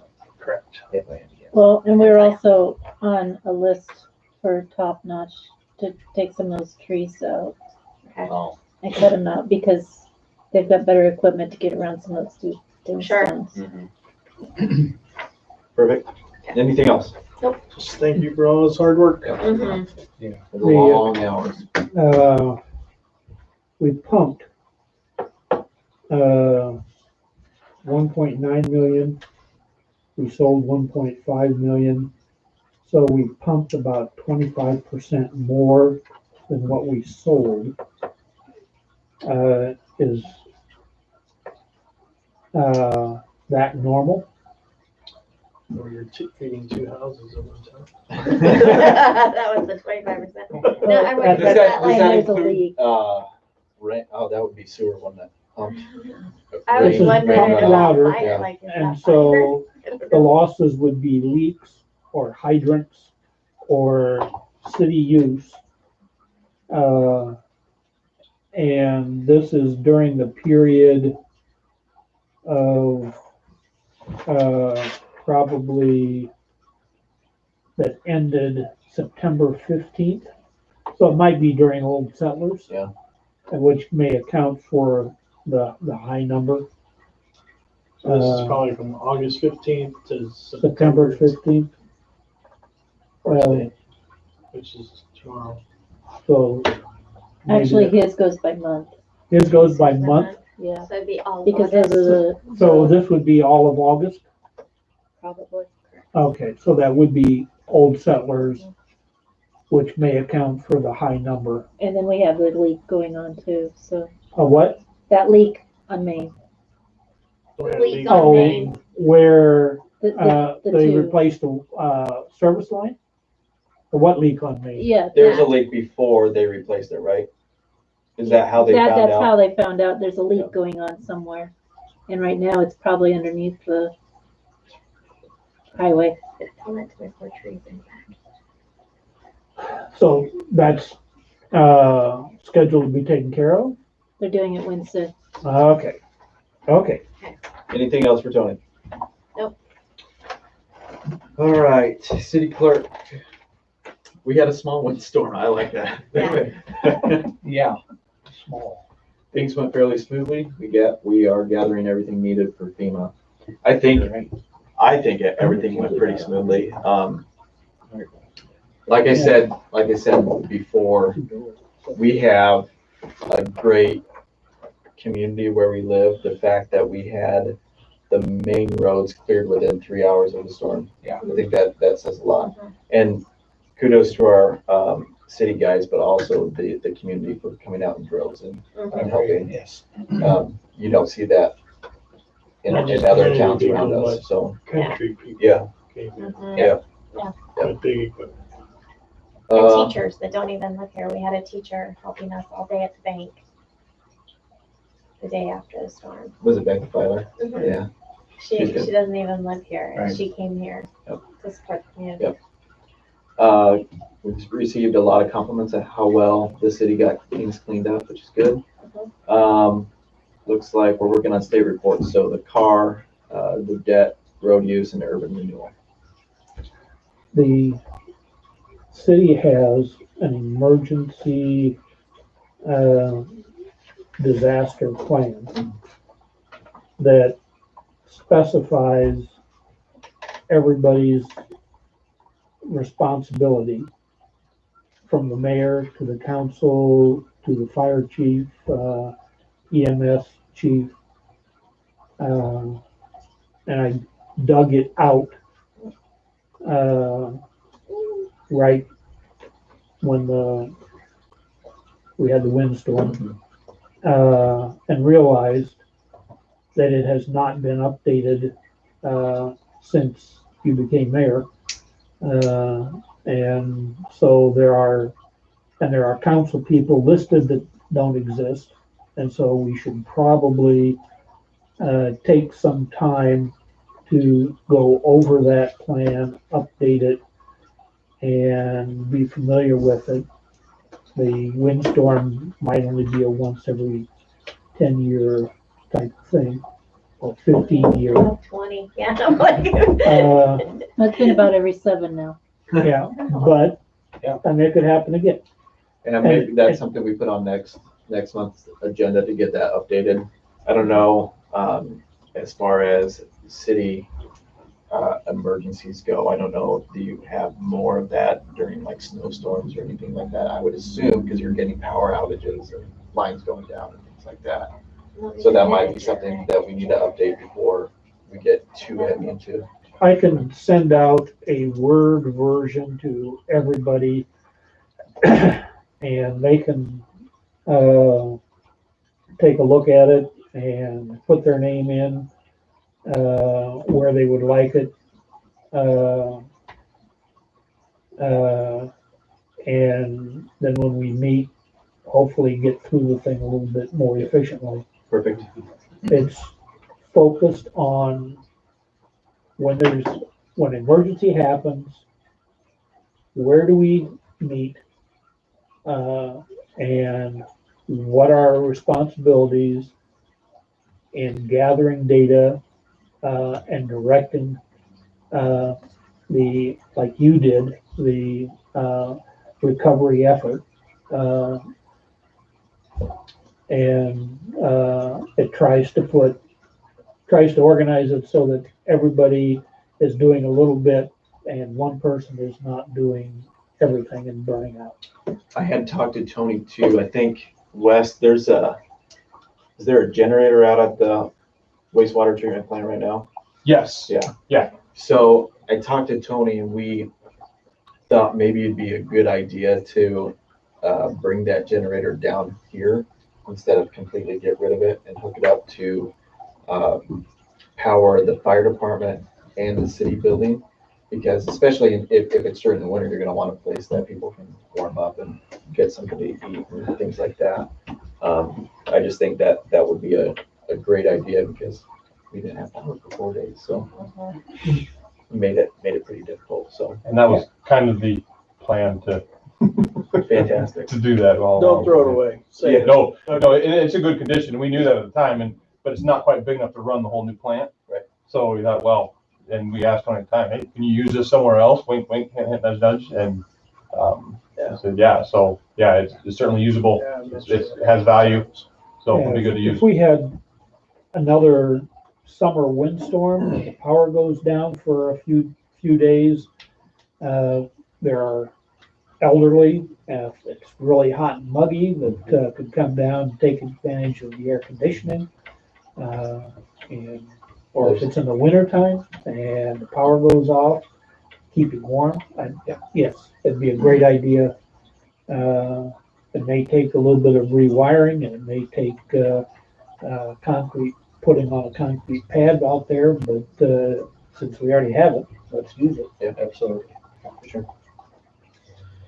I do think, and I don't know how we get this done, but Roxy and I went around, kind of did a cursory look at the damages. We've got a lot of houses that don't have house numbers on them, which is a requirement. So I don't know that Good luck. it's difficult. Good luck. Good luck. Yeah, I We, hear you. we've tried it for I'm years gonna to mention get it. people. Because you're guessing, is that, it's an odd side, but what is it? So those, And I don't know if that's something that the city can get cheap plaques posted up on their door and then charge it on their water bill. You know what I'm saying? If they want that plaque on their house, Well, if they don't, they'll buy their own numbers. they buy their own numbers, huh? Or we can put it on. Or we could look post- at the 911 type numbers Yeah. too. Yeah. Let's stick it in their there. yard. that'd be ugly. Like in the right of That way, would get them to Stick get their it. own numbers. stick it on the sidewalk side of their yard. Except for on North Street, there are no sidewalks, so. Well, but there's still a right of way one that, Okay. it would be Yeah. where on the opposite. right of way side of the property line.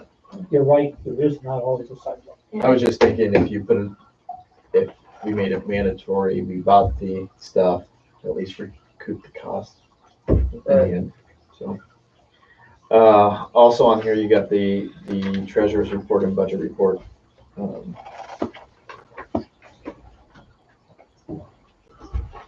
Treasurer's report, wastewater treatment, looks like it's in the hole, and then the Owen TIF district is also in the hole.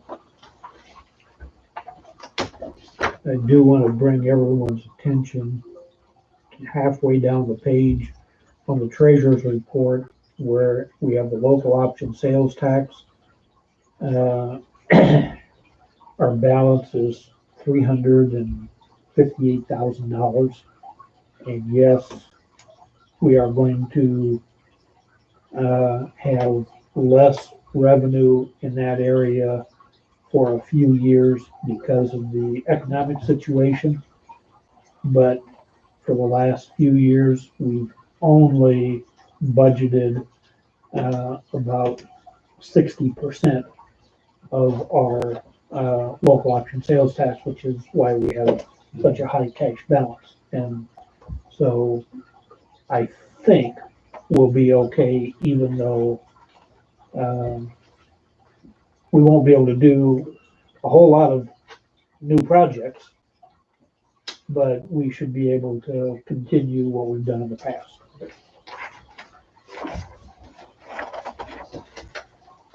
Anything else for Deb? Hearing none, item 5G, Wes, you're up. All right, yeah, so, I'll move over here. Now that we're getting quite a few different things going on, Doug has a good idea of, let's have a engineering status update to give you guys an opportunity to talk about all the engineering stuff that we're doing all at once. So I'm gonna do my best to get you guys kind of an update memo every month, kind of our regular department meetings, so you can kind of see a summary of everything rather than going through all the progress reports that we send with the invoices and kind of bullet point it in one location. So just go through a quick rundown here. Highway 210, the sign modifications that we've been working with the DOT on, and I use the word working with the DOT loosely because they have not been pulling their end. I did just get an update that's beyond this. So the DOT had some restructuring that went on.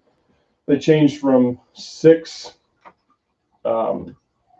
districts to now they have 3 regional zones. Maybe they still have the districts, but they've got regions too. So there's some different people involved in it.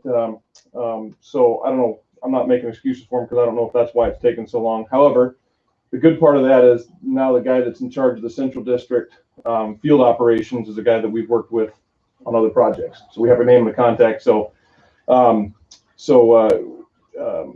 Greg was able to get a hold of him and no good answers, but he did talk to him. He thought it odd as well that they were being told it was done, and it obviously is not. So he's going to follow up with the maintenance garage give them a poke, see what happened, blame it on derecho, the COVID, whatever. But then we also asked them to remember some of the warning signs, the flags to get added to it was a special request. So hopefully it's going to be moving now. We'll see. I'm not going to hold my breath, but at least we did talk to a real person that agrees with us that We should push it back. wasn't So working. now you owe us a flashing red light. Yeah, because it's taking so long to get an upgrade. Yeah. So Not that it has anything to do with those signs, but the signs down at the corner of the four-way, is that going to be a county, a state, or a city project? Because, I mean, it's, Laying upside down. who's gonna take the responsibility of putting the S-27 or the 210 up there? Because I know a lot of times they like to blame the one or the other. That's a state route marker. And they should, if they don't, they should be coming out and replacing it, but I would imagine they have lots A of million those of things. them. Yeah, I know. it might be something that would be worth Reminding them. or they may not be aware that it's down, or I don't know, get it on the list. Maybe for a couple years down the road, by the time they get to all the other signs, I know I saw some of the big giant directional signs that are all folded over. So they got some big sign work to do, but But if they're out doing some moving of signs, that would be a good time to put that one back in the ground. and those signs are where? Those are at the four-way stop. They're in Maine and Fifth and Main. Fifth and Main. Fifth and Main, So northwest. sign that says S-27 that way, 210 that way, 210 that way. Okay, so it's the route marker signs Mhm. at Main and Fifth. Yep. Northwest corner of the intersection. Vacation's over, guys. Yeah, okay.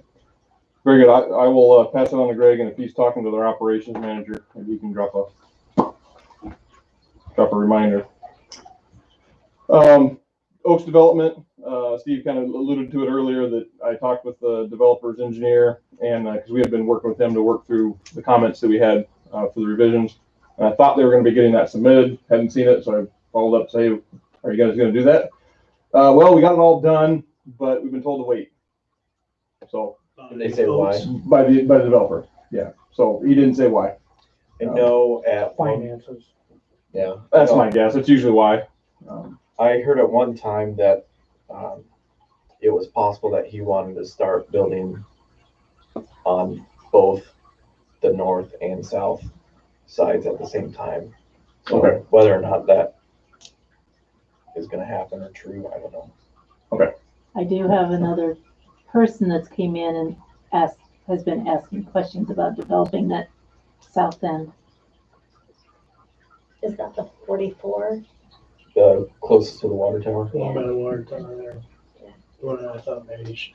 There's 40, The Seward section. there's Also. 44 Seward properties Seward section, unseward section. originally plotted. There, yeah.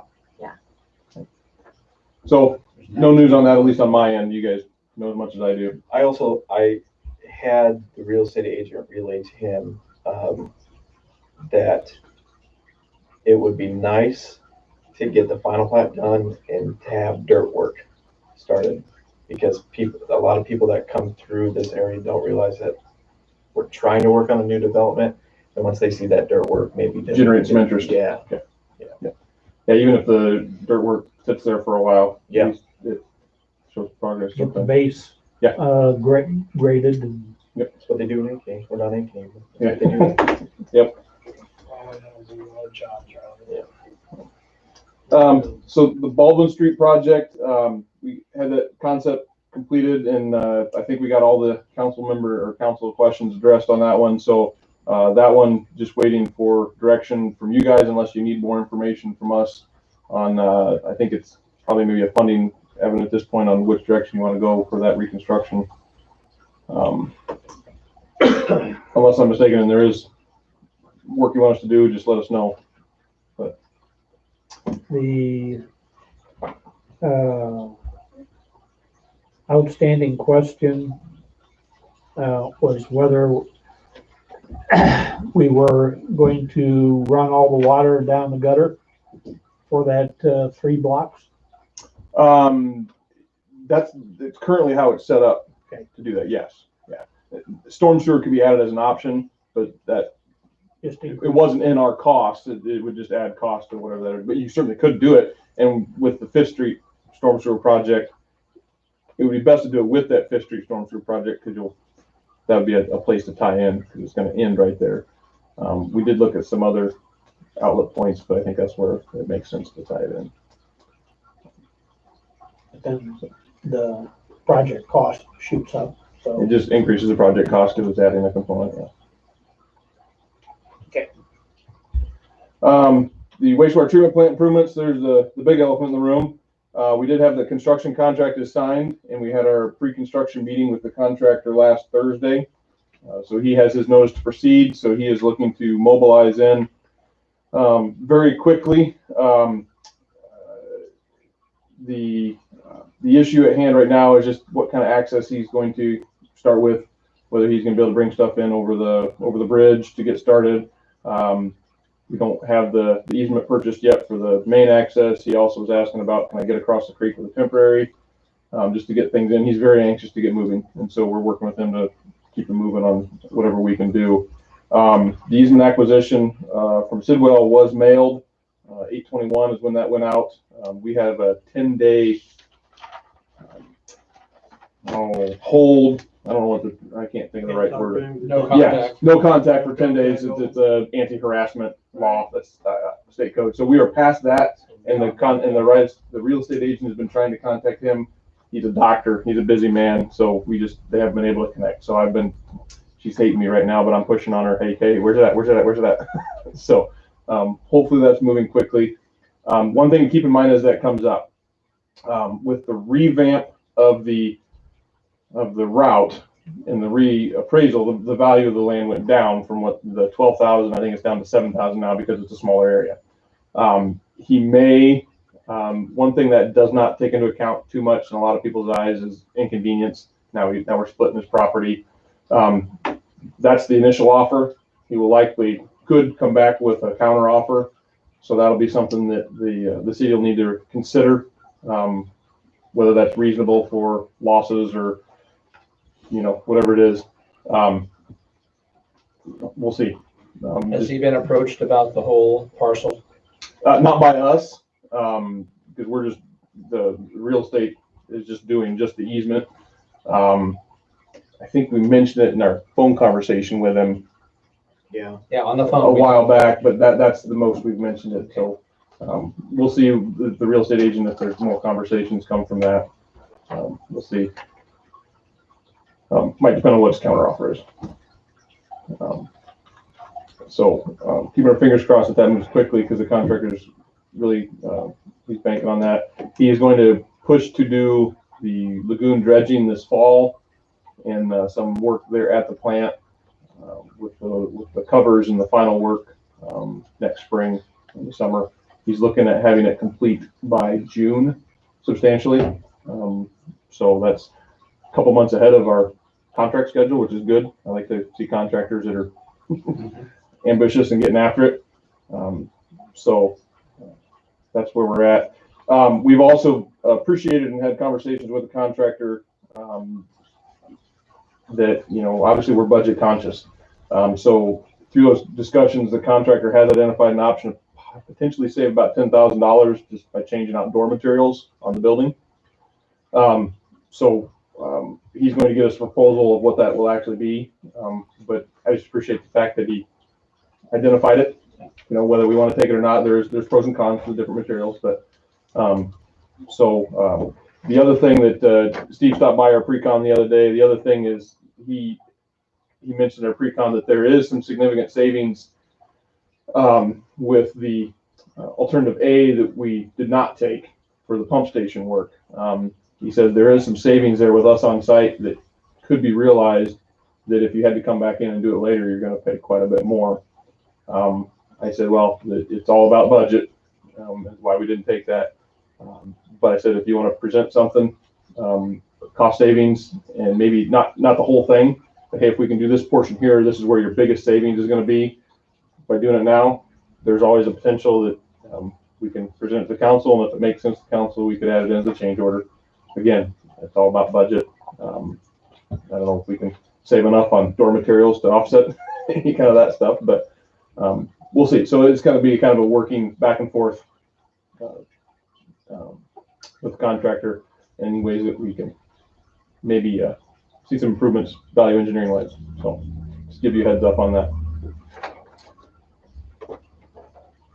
I don't think there's anything else on the treatment plant.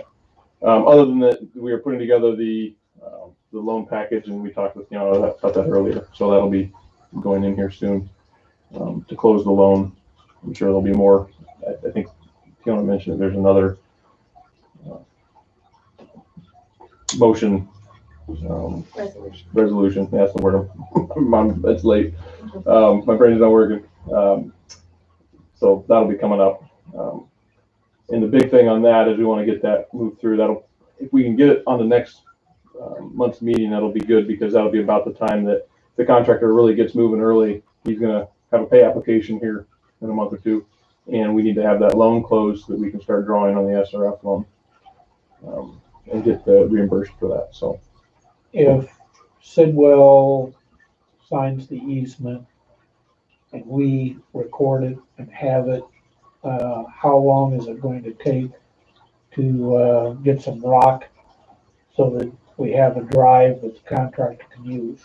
Once that agreement is signed, the contractor will probably be on it the next day. That I'm just guessing, but knowing how anxious he is to get rolling, it's once it's signed, he's going to go. Since we're beyond the 10 days, and who's going to do what when?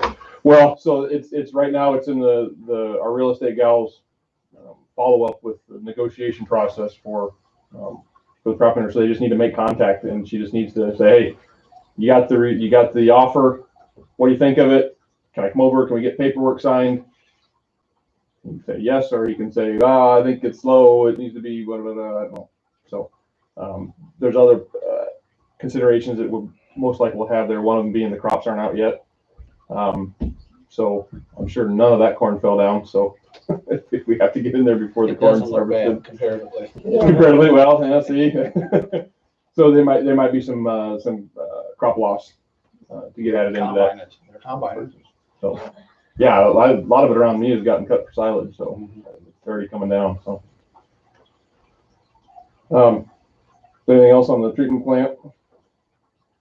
The discussion when I dropped in, because I had to pick up the bugle, not because you had a yeah, I know. meeting, involved the possibility of not doing the complete work on that lift station, right? But doing enough of the piping so that it would be able to be installed in the future if we needed it, and we will need it, particularly if Oaks does the southern part and Sidwell does his lots.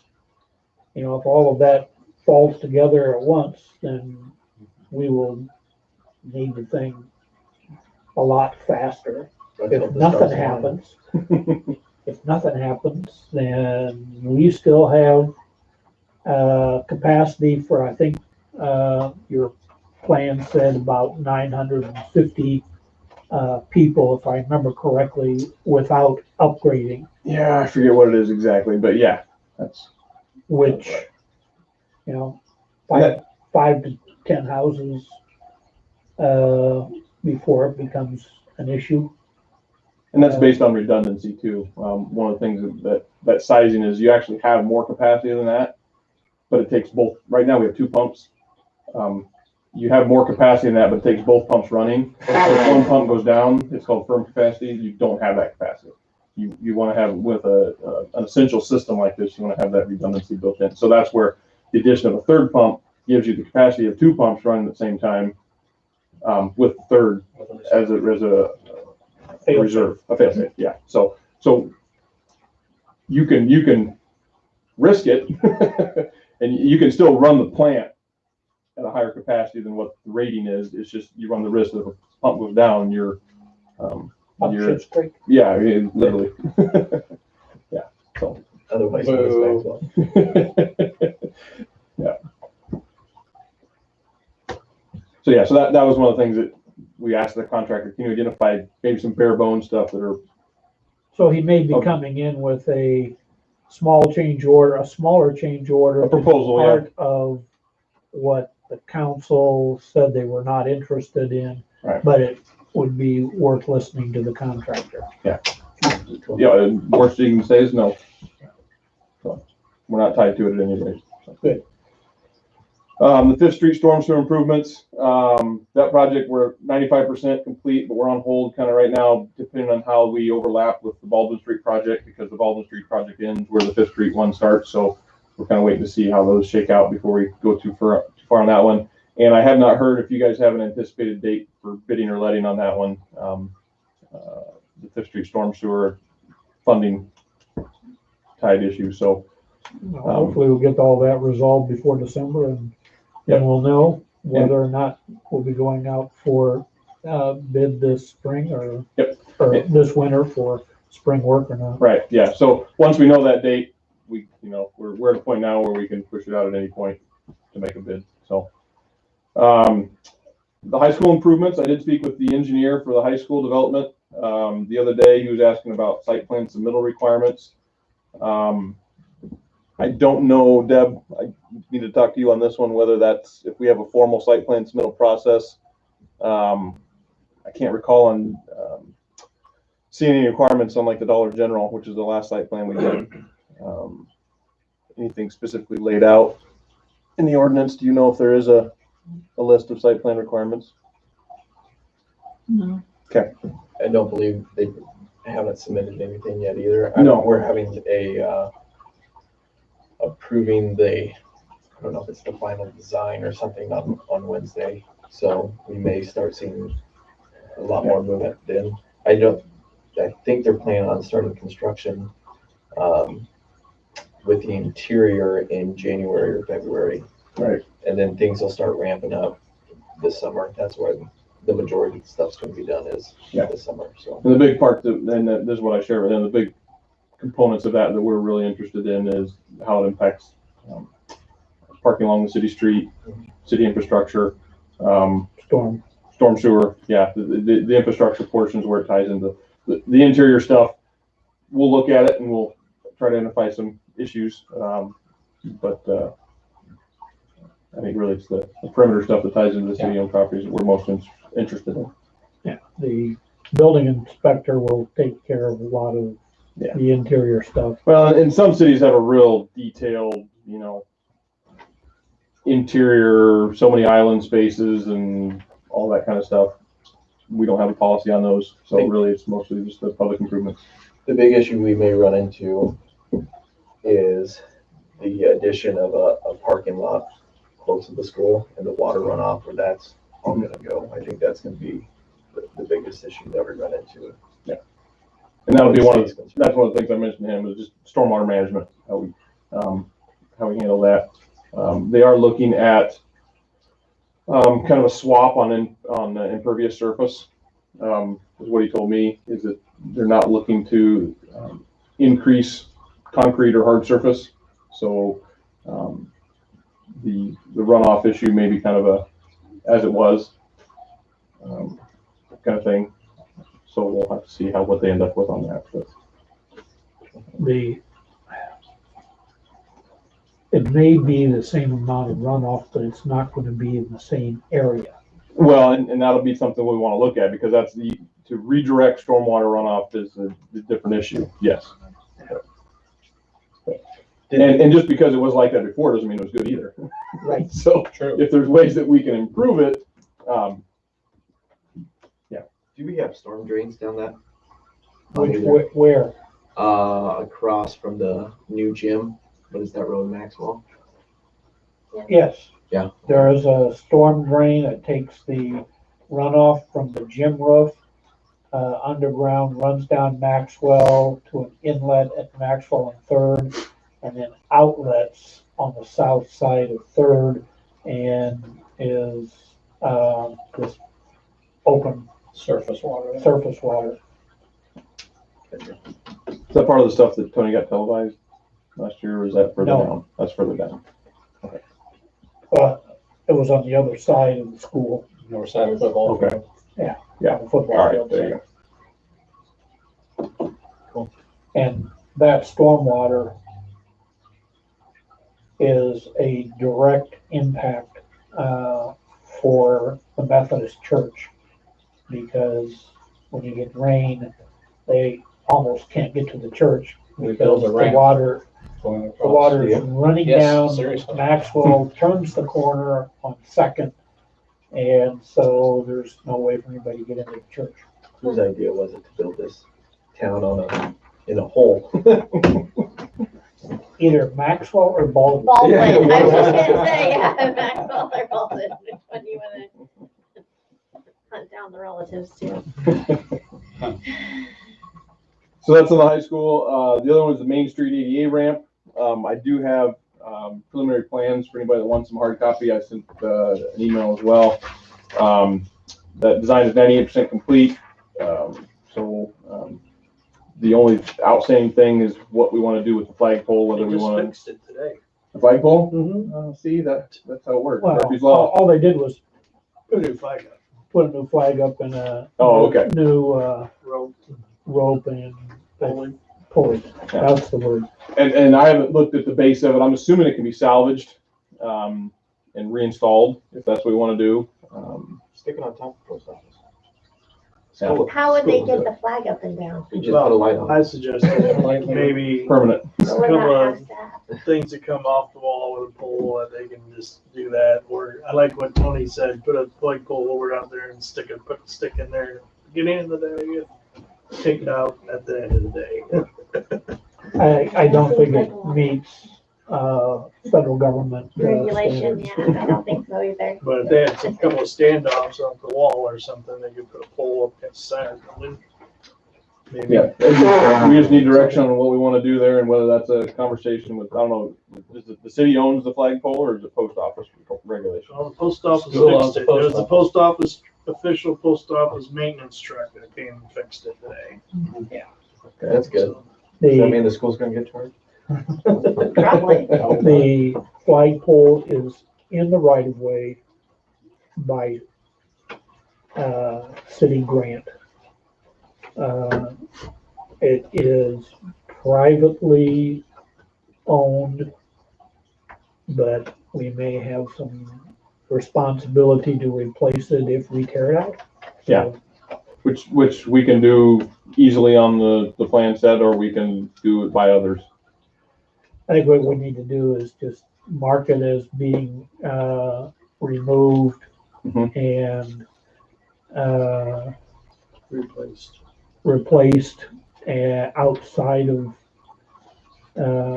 within our construction area, but out far enough away from the ramp that it's not going to be an issue.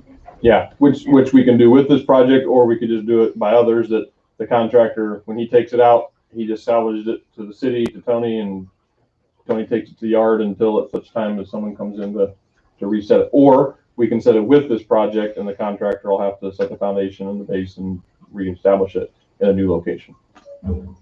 Either one can be done.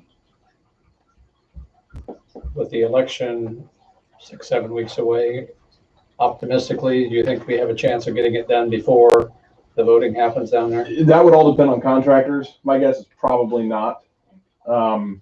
Just by virtue of we need to get it out to contractors, get quotes back. You got to act on the quotes. It's not going to be of the threshold that it has to be a competitive quotation or a public bid. He's still getting me the final numbers on what he thinks the cost will be, but I'm pretty sure it's not going to be above that. So if it's not above that, then there's no public letting requirement. So then it's just soliciting whatever contractors you guys are aware of, or we can provide some lists to. They give you a quote. And then, Myers and Maxwell. Yeah. Either one. Yep. So then they give you a quote, but you'll need to have probably a city action to award that. And then they got to mobilize in. So my guess is it's probably not going to happen before the election. I know. Well, I think it's on the calendar to be voted here. It is. November election, I looked it up on the That's other why you should page. volunteer. Well, Well, I know, but the last one was too, and we were all in common. The last two though have said Collins. You think they said here too? I know they did, Oh, because did they? I looked Okay. it up, because Okay. Mary didn't know for sure. I had to go vote. They said both, and they said Maxwell. Maxwell for Maxwell and then Collins for Collins. And did they tell people that they needed to go? I thought it was Collins, because I ended up calling Deb. Yeah, and I showed up and I was like. Well, the story that We had a very that long Brooksy got on this, because she's worked a couple of the elections, is that they intentionally cut back on numbers, not because they couldn't find people, but they only wanted 10 sites instead of the 30 some that they've had in the Because of the past. COVID. Because of the COVID. Mhm. So Right. that was it. And it's great we're getting volunteers to run one, but that's another plus if we could get it back over here. Can I vote by phone? Just write me down for this. Call Here's in. my ID number. If Mary would run it for the bank, I would gladly volunteer at the bank to take votes.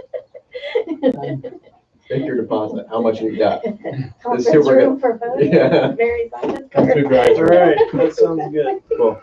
So at this time, remove the flagpole, salvage the city. For now, we can always change it later.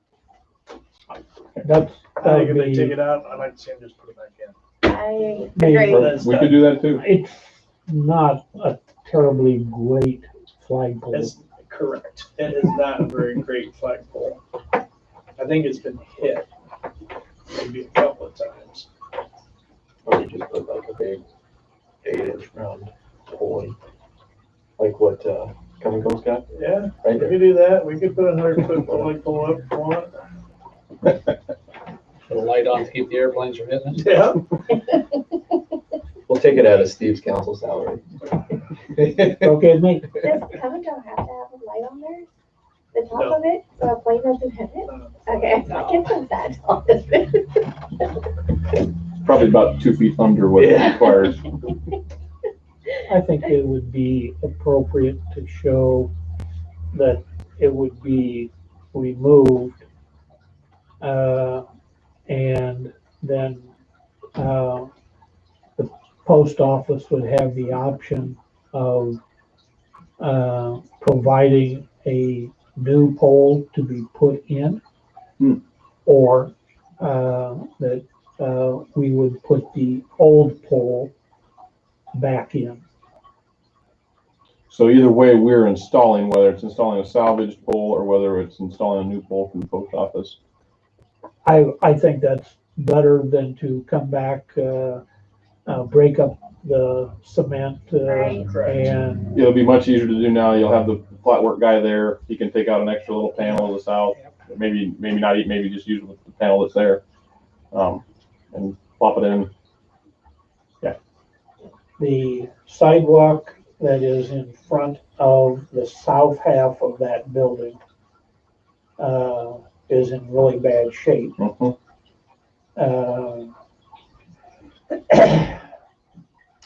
Should we be notifying the, school that the whole sidewalk needs to be replaced? Well, you have Is the it, concrete is it person there. unsafe? Have to go look at it. I just know it's pretty broken up. I don't know if there's any, The surface is differential settlement would be the no differential settlement, Yeah. but the surface is all pretty fractured.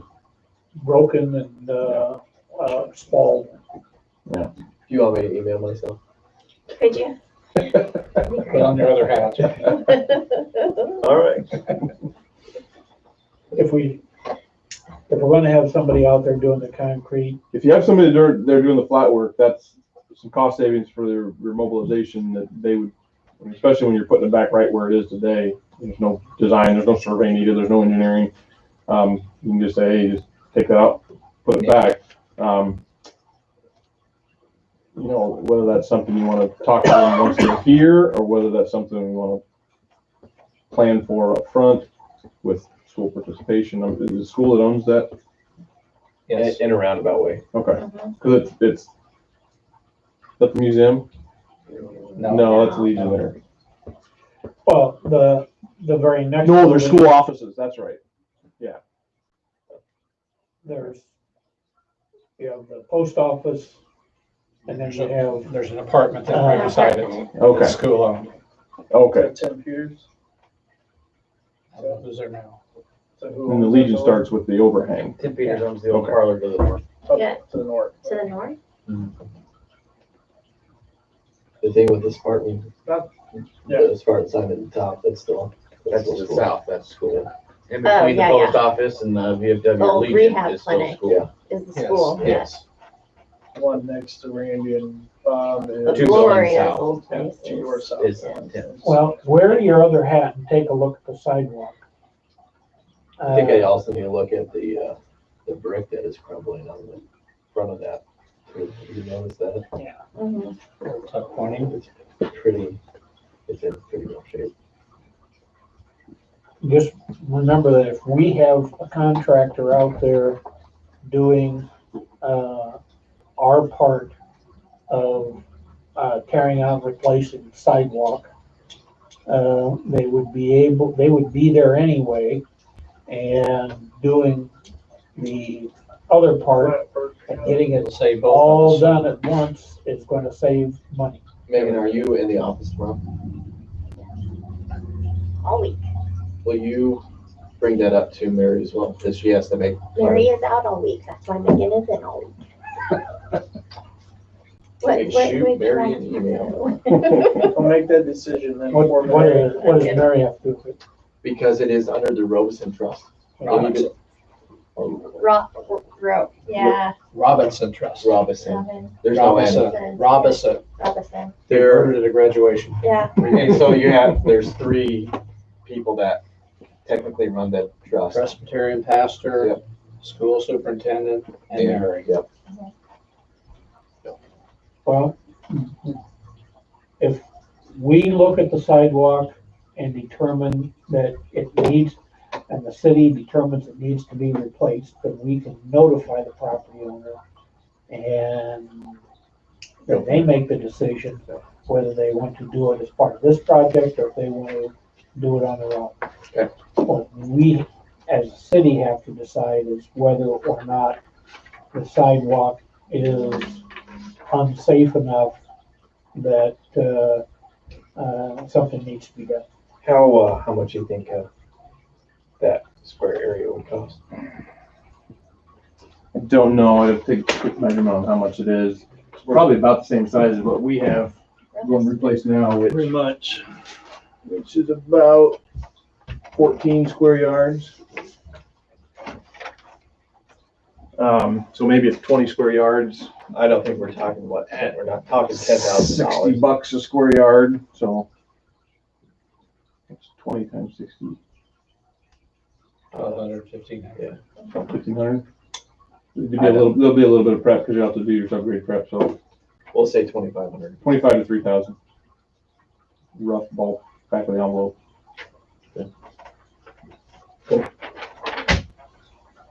Anything else for Wes?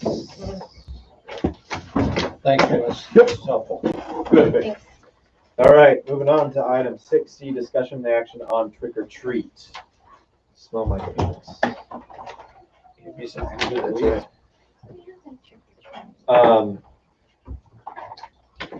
My opinion, not that it matters, but my opinion would be, we've been having the farmer's market. We had Old Settlers, with no outbreaks in town that I have heard of. And so if somebody doesn't want to participate in trick or treat, they leave their front door light Turn the on. light off. Absolutely. Yeah, well, you have a kid. Yep. And so you have more skin in the game than anybody else at this table probably. And are you gonna take your kid around, to houses and have him dip his hand in a bowl of candy that, other people have had their hands dipped in? I would have a problem. How are you gonna do this?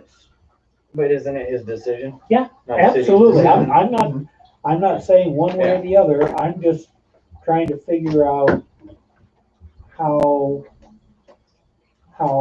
I am going to make candy available to the people coming. Gloves on. I mean, You put it in your I'll basket. I'll have my You gloves put it in your on, basket. You absolutely can. and I Or you then can pick let it them up dip and it. give it to the kids. Is That's what I'd that suggest. what parents would want? Like you Think- said, think if you're about gonna hand out candy and you wanna wear a plastic glove to put candy in the person's deal, I would say that would be great on your part, you know? But then if you don't wanna do that, and go ahead and Give just the say, whole here to you them. go, Have it's the whole up to thing, the that's fine. parent then to say, no, don't touch that, just wait until I get your little glove on Yeah. and pick it up. I agree. I think it's up to everybody The individual It that has if It they're has gonna to participate be- or not, and how they're gonna allow their child to participate. I have grown sons. I don't have an interest, and I think we need to have trick or And I have treat. grandkids and, you know, I would hope they can go Halloween. This was a big discussion. I got several texts and phone calls once this was published. And we would have a lot of people upset if we did not. As well. I think I'm gonna have a potato gun and I'm gonna sit on my porch that would be kind of and fun. just shoot the kids as they come up on the How's sidewalk. that gonna be? Well, just be careful not to actually shoot the kids. Oh, yeah. the Well, potato gun, It better be, because otherwise, I know somebody who got in Make sure they're, trouble like, with holding potato their gun because basket it, on their you know, and lit it, it's a firearm then. DNR. So if we're going to have it, are we gonna designate a date? Yeah. Are we gonna do it? I think it should be the It's Friday. the Saturday, I would suggest we do it On Saturday Halloween. on Halloween, just like it says. Friday night, trick or treat is always the day before Halloween. Doesn't always have to be, does it? Doesn't have to be, but, Is there a football game Is there that a night? football game that night? I'm sure there probably There- is. Let me get my schedule out. Halloween is on Halloween. We don't celebrate Christmas on the 24th. 24%. On a Saturday. well, you don't, but other people do. It's not my fault. don't care what Presents day. on Christmas Eve. Because you can't wait for Christmas Because cards. Stay you can't home even wait. if there is a football game. Because you I can't wait. That's right. Where's that? I don't know. I'm still, I might in November. my phone is like almost dead, so hold on. You were on school. Yeah, don't you know? I mean, Did you have that all memorized, Jameson? Yeah. I just have the The whole home game, so I schedule? can be there too now. Is that you? Where's Susie at? I wondered. She's the one who always had the sports schedules down. I know. I got home today and they're like, when does the JV game start? When does the junior high games? I'm like, I am not the Joaquin. I said, get online. That's what I do. Iowa Star Conference, Collins Maxwell.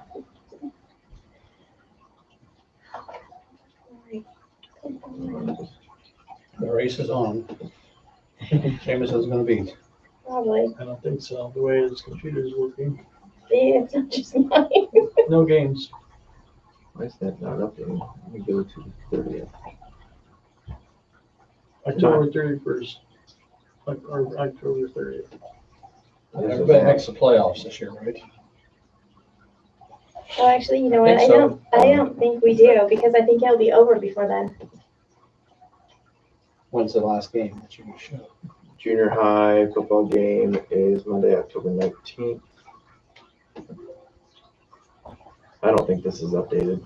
I don't think so either because No. mine is not showing the whole. We have a football game on the 23rd, I'm pretty sure. Oh, fine.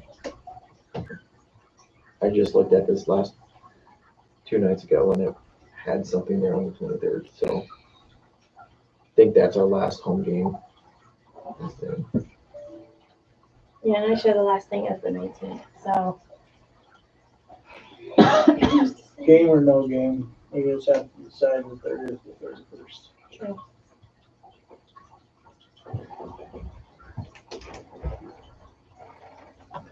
Does anybody know when Collins is having theirs? They always go opposite us. They wait for us to decide. At least the last several years they have. Okay. Fine. Thought maybe Move we that it be on the 30th. Moved by Steve to have trick or treat or beggars night on the 30th of October. Is there a second? Alright, I'll second. Second They got by anything else? Megan. Discussion? I'd like to see it on the 31st. Are you gonna move to see it on the 31st? Well, we have this move right here. Motion. Then we'll go roll call. No. Doug? Ken, Steve, Yes. Alex, Yes. and Megan. Deciding vote. Okay. Motion passes. Beggars Night, What a difference. 30th. Yeah, So was it all yeses or 2 noes or? 2 no's, I was Doug yes. and Ken. Because I couldn't hear you all. All right, sorry. We'll talk louder. Good. What was your reasoning to want it on Saturday instead of Friday? Halloween. In previous years, it's. I've always thought that was stupid. That's because you're from Rhinebeck. No, you're from Eldora. Yeah, Hardin County just did it backwards. I mean, all the kids went out on the night before, and all the hoodlums went out on the night out. Halloween. Hoodlums being Steve. He's the one that went out and threw everybody's pumpkin. Steve always came to Rhinebeck on the 31st. There we go. 2 for 1. All right, moving on. Item 6D, discussion and action on B permit at 55 Macomb Drive.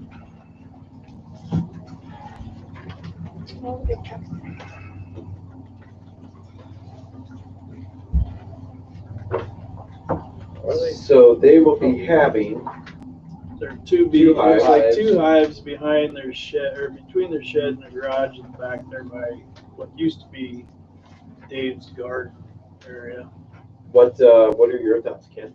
My thoughts is I would hope they'd want to have more than 2 hives, but I'm okay with that. It's easier to see on this picture. I'm trying to figure out on this picture. I did some reading on beehives, and I don't see where it would be a problem at all. The only recommendation that Extension has is that you give at least 15 feet from the hive to any neighboring property, and he has more than that, and that there be water placed within the vicinity, because bees get thirsty, they'll leave the hive, get a drink, and then fly. Bees Just playing fly. over there. Isn't at- this the crick They got that's the right on this height big one? behind them too. They fly at a height of 30 feet, which I did not know. When they're going out to Look for pollen. look for pollen, and so they need that room to get up to altitude. So where they have it placed is excellent. And if they don't have water, they will probably find out that they need it. So I'll second I'll Ken's make a motion. motion to say yes. Motion by Ken, second by Steve. Discussion. Hearing none. Doug, Yes. Ken, Yes. Steve, Yes, Alex, Megan. Yep. Motion passes. I think if there are any other requests in the more urban part of town, that we need to take a close look at where the hive is located in relation to adjacent property. I always think bees are cool. You know? They are. I used to raise bees. Item 6E, discussion and action on poultry permit, 620 Baldwin Street. 620. Did we have any Just north of Jerry objections? Law. No. Who? Jerry Law, in between Jerry Law and Alvin Cole's house. Oh, okay.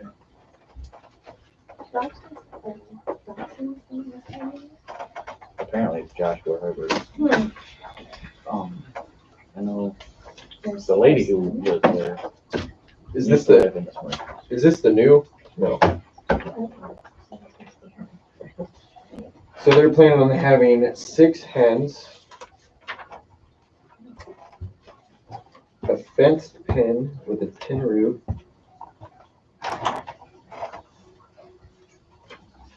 waste will be washed out via hose and shoveled and composted in or by garden.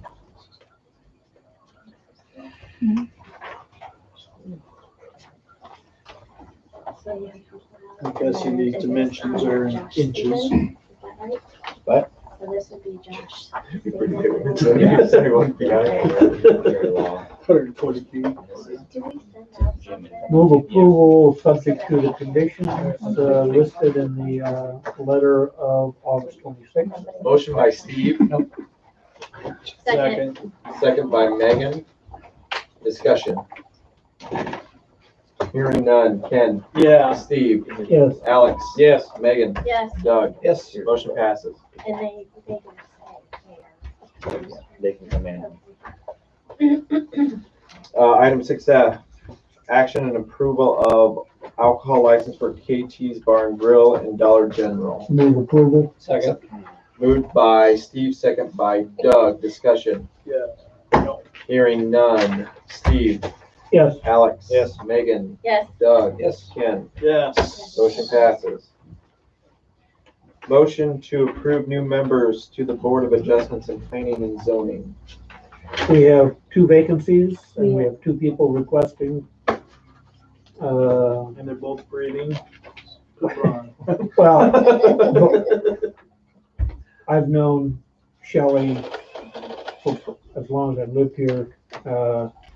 She's an excellent choice, and Tanner sounds enthusiastic, which is what we need. So I move approval of both. Second. Moved by Steve, second by Ken. Discussion. Hearing none. Alex. Megan. yes. Doug. Yes. Ken. Yeah. Steve. Yes. We're getting giddy. No, I It's said getting there was late. no discussion. Oh. We're just- Item 6H, resolution 2021, a resolution approving the 2019-2020 road use report for the city of Maxwell, Iowa. Move approval of the report. Moved by Steve, Second. second by Doug. Discussion. Hearing none. Megan, Yes, Doug, Yes. Ken, Yes. Steve, Yes. Alex. Yes. Motion passes. Item 6I, discussion and action on storm damage.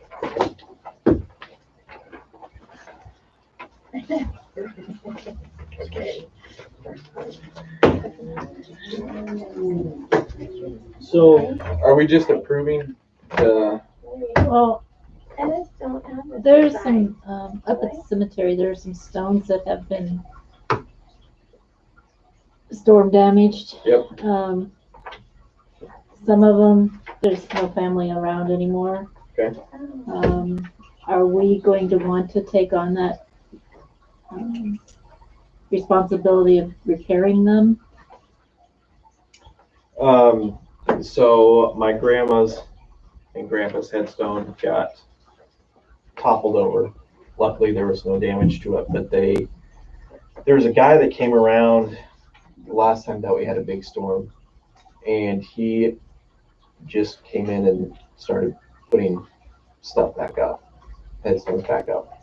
And he came in and he put my grandma and grandpa's back up. I don't know if he did anybody else's, but I also heard that he charges, if he didn't do it pro bono, he charged like $200 per headstone to reclaim That it. Yeah, yeah. remount or whatever. But that's not repairing them. That's No, a that's, separate topic. yeah. Okay. that would be just putting them back on the basic. Putting back in position. And maybe putting adhesive patches Yeah. on them again. Yeah, okay, yeah. But we have some that are completely broke. There's one or two that's been broken half, really older, so it's gonna take a little bit of doing, but Finagling. Are And we I don't- notifying, are we looking at each one individually, seeing if we can identify local family members, documenting that we cannot, and for those that we can identify, sending a letter out saying it's your responsibility and to take care of it? I found only a couple that I have found families for. That's still, that I could Find a living Find family a living member. And Number 4. you've sent I notices out to haven't them? sent Okay. letters yet to them, because we just went up last week and There's a couple of them that I can't even get to see if it's even damaged or not yet. Because they're underneath trees. Yeah, last week they were in the middle there. Yeah. So, is this both cemeteries you've checked? Both cemetery. Isn't there a Pioneer Cemetery? I haven't been down to the Pioneer. All the stones in the Pioneer Cemetery had been taken up and put on that central monument, so there shouldn't be any separate ones. That's my recollection from when I was down there last. Tell you the truth, I've never been in the Pioneer Cemetery.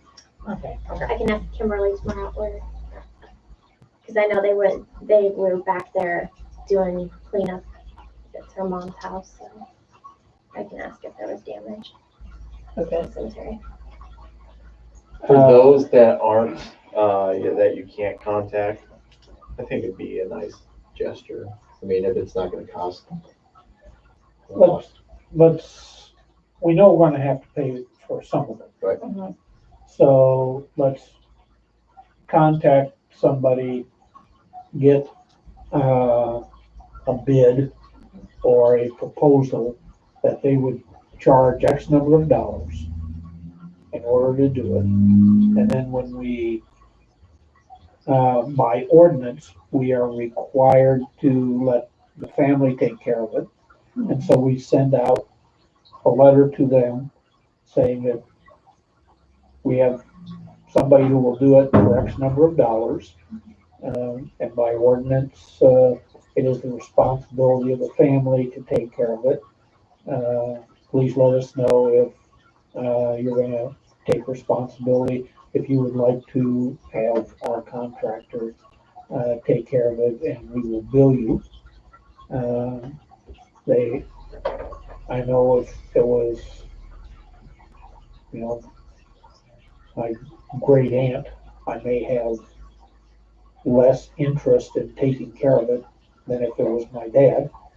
So we may have some people who, even though they're family, they may disavow any responsibility. Give them a chance, like the ordinance says, but we go ahead and take care of everything, either getting reimbursed or not. Okay. Is that a motion? So Second. Oh. Motion by Steve, second by Alex. Discussion. Hearing none, don't remember where I left off. So Doug. Yep. Ken. Yeah. Steve. Yes. Alex. Yes. Megan. Yep. And this may not get done this fall. It all depends on the contractor's availability, and he may want to work when the ground's a little bit more frozen, because it causes less damage, but that's fine.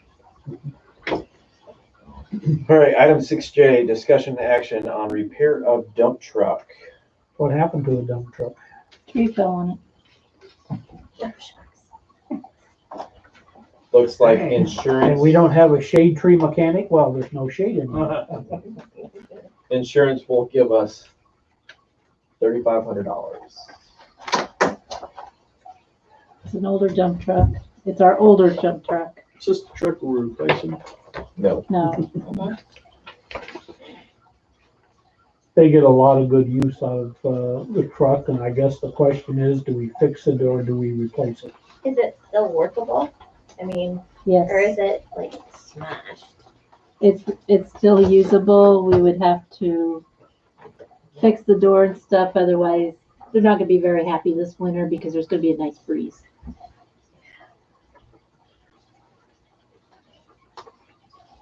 But summer it's okay because they don't Well, mind he's the like a breeze. miracle worker. He can't fix it. I mean, Going he's back still, down. he's still working on the truck that hasn't been Yeah, we got another one. In line. Then we gotta start doing shoot, right? Well, it's gonna have to put in more overtime. I see the word shell. Is that band shell? Yeah. Looks like it.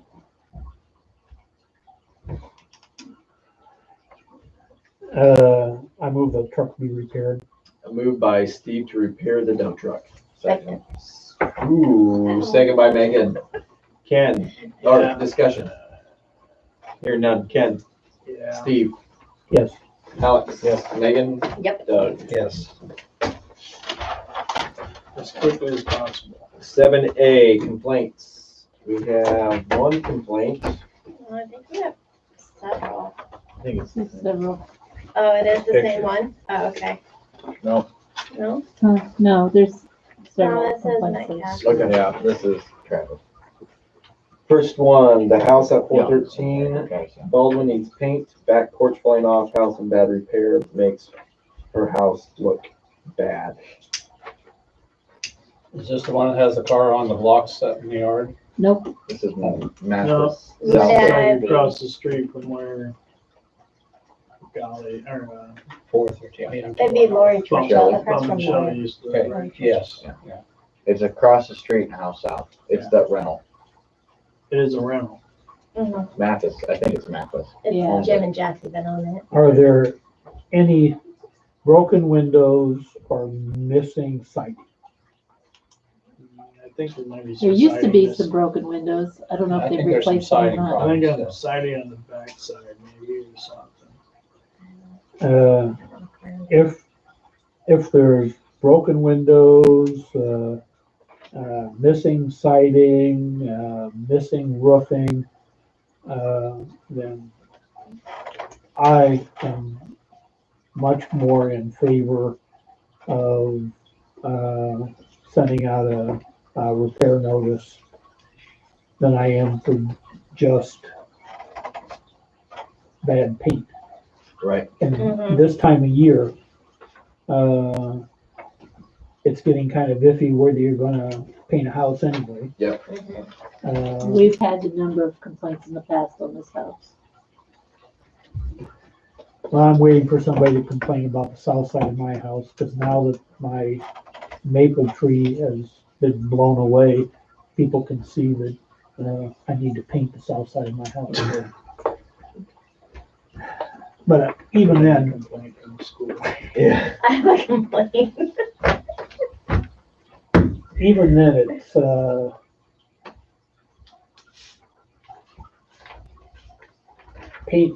painting the house is a hard step for me to take on complaining to somebody that they need to paint their house, if that's all that's needed.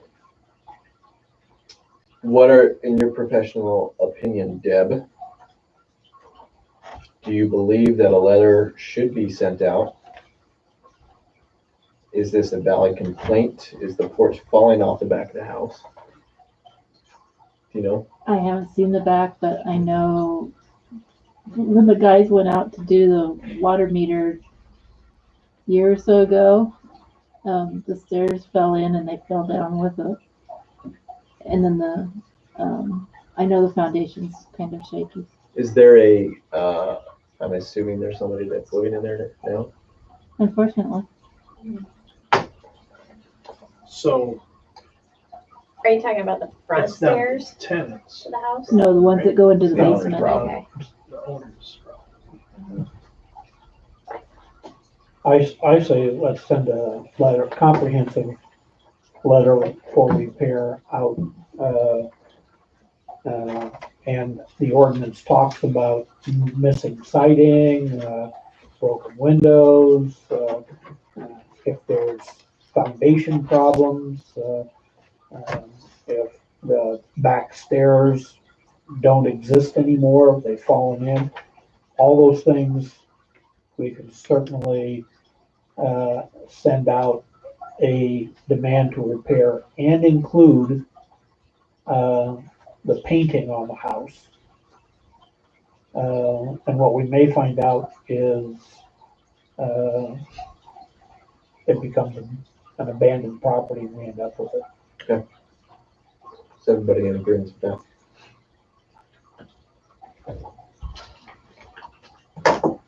Got that, Deb? Yep. Complaint number 2, 618 Metcalf, taken on 9/2.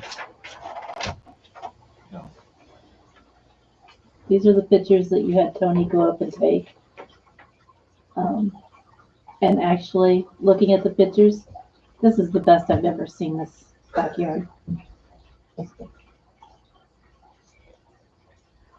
It looks And organized. what's the complaint? I was gonna say, the wood's all piled in. The one complaint was place. from last The- week, right? They're bringing in junk. Yeah. There's critters in there. Smells like diesel or gasoline or one of the two. If you look at the page after the pictures, the 312 Maxwell, yes, it's different, but if you read the ordinance, Right, okay. accumulation of junk is a violation of the ordinance.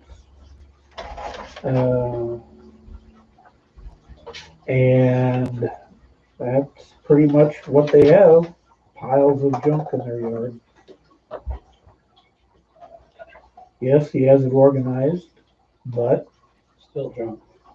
still piles of junk, and it's a health hazard. How does the council choose to proceed? So we send them a letter requiring that along with the photos, requiring that the junk, the piles of accumulation of junk, refuse, trash, blah, blah, blah, be removed. And they be given 30 days. Is the council in agreement? Yes. Seeing head nods. Yes.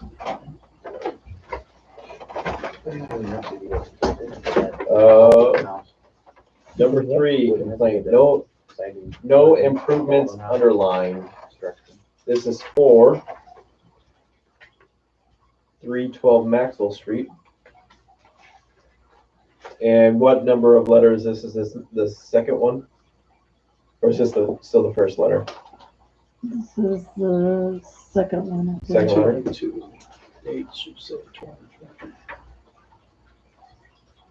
Did we send pictures with this letter?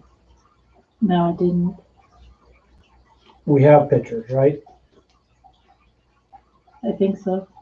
Notice I'll have that to we look. are attaching pictures.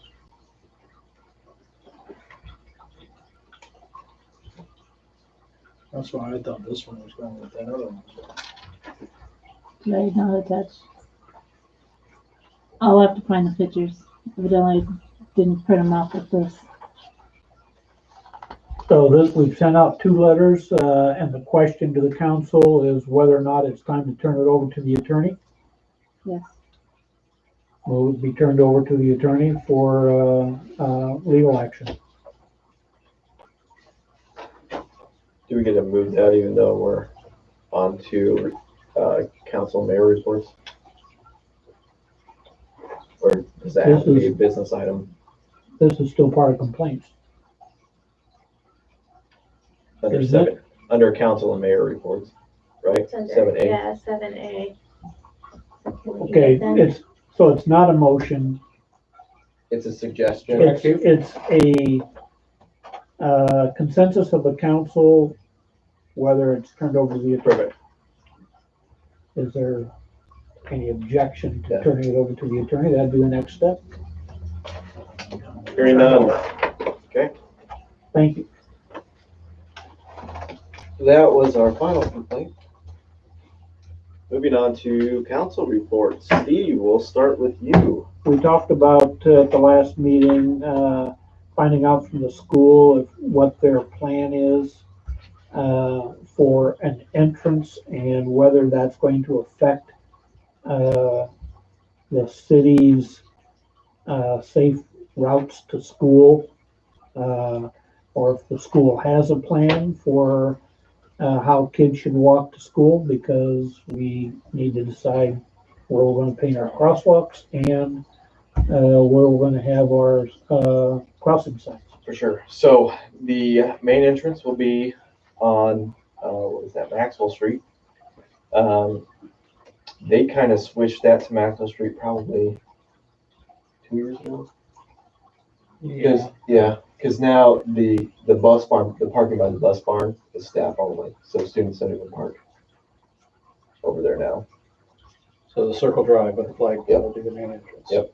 So they want all the kids coming down that. crossing Fifth Street to cross at Maxwell Street, walk down Maxwell Street, and to get to the school.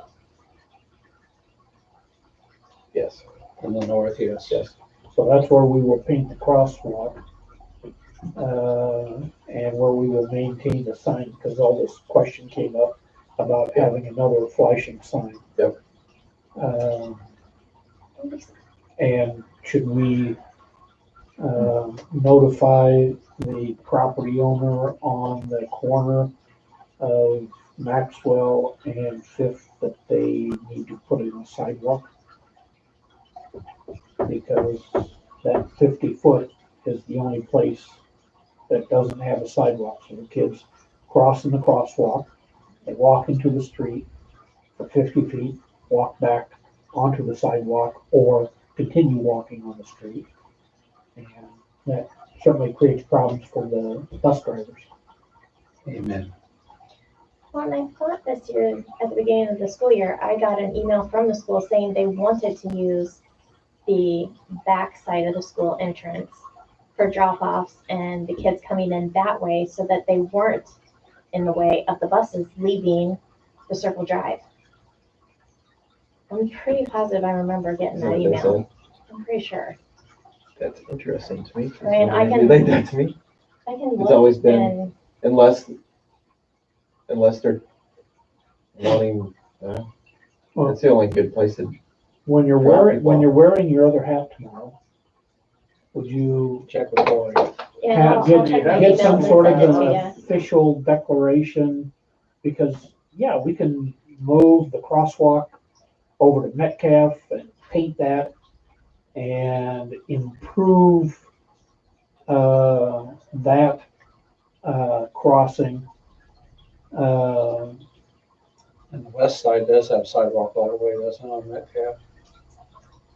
It's, And by the lunchroom, yeah. yeah, I don't know I don't, Yeah, Whe- I watched whether it. on the Yeah. north side of Fifth, there is a site from the sidewalk to the street. On the, west side of the street, on that north area, whether there's a sidewalk there, but that would just be putting one in if there is. There is one there There is one. for just that block, right? Well, Isn't it just that block? And on- then north of that block, there isn't one. yes. Yeah. Okay. Yeah, I knew there was a sidewalk on the north side of Fifth. I didn't know whether it connected out to the street. Yes, If we order- it does. Go to Maxwell, we have to require them to do something.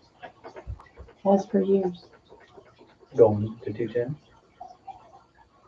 Yes. well, where's the we would yellow have- flashing light? The city Max. would put that in. That's at Max. Max. In the Oh, city that's right at Yeah, Max. that's now. at Maxwell. And the city would put in Or, from the property line to the street And it there is actually But this like right 50 foot before, would be the Cosette that live responsibility. right there. It's about at their front door, so it's about 10 foot before Maxwell East. Street. Yes.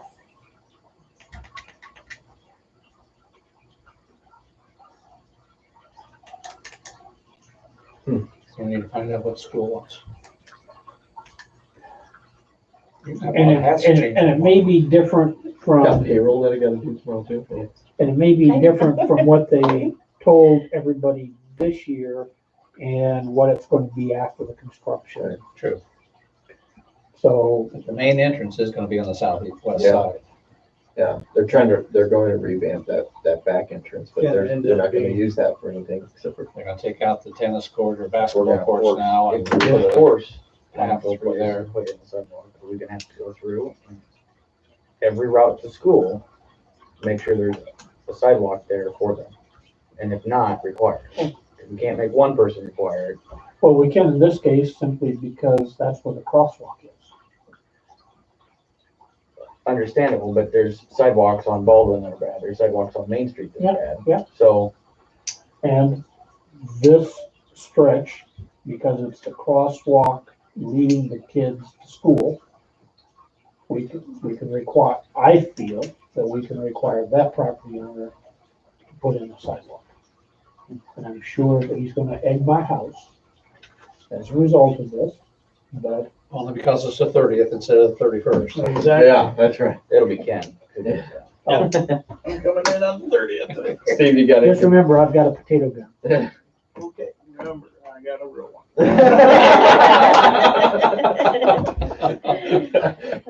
Steve, you got anything else? Get notes down on this. No, just making sure that that item is. We declare which. Yeah. Alex.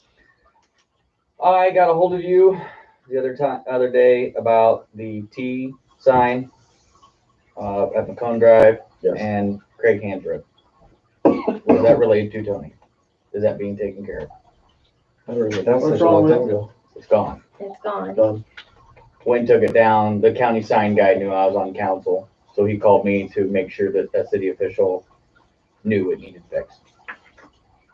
So Can you put that on Tony's to-do list?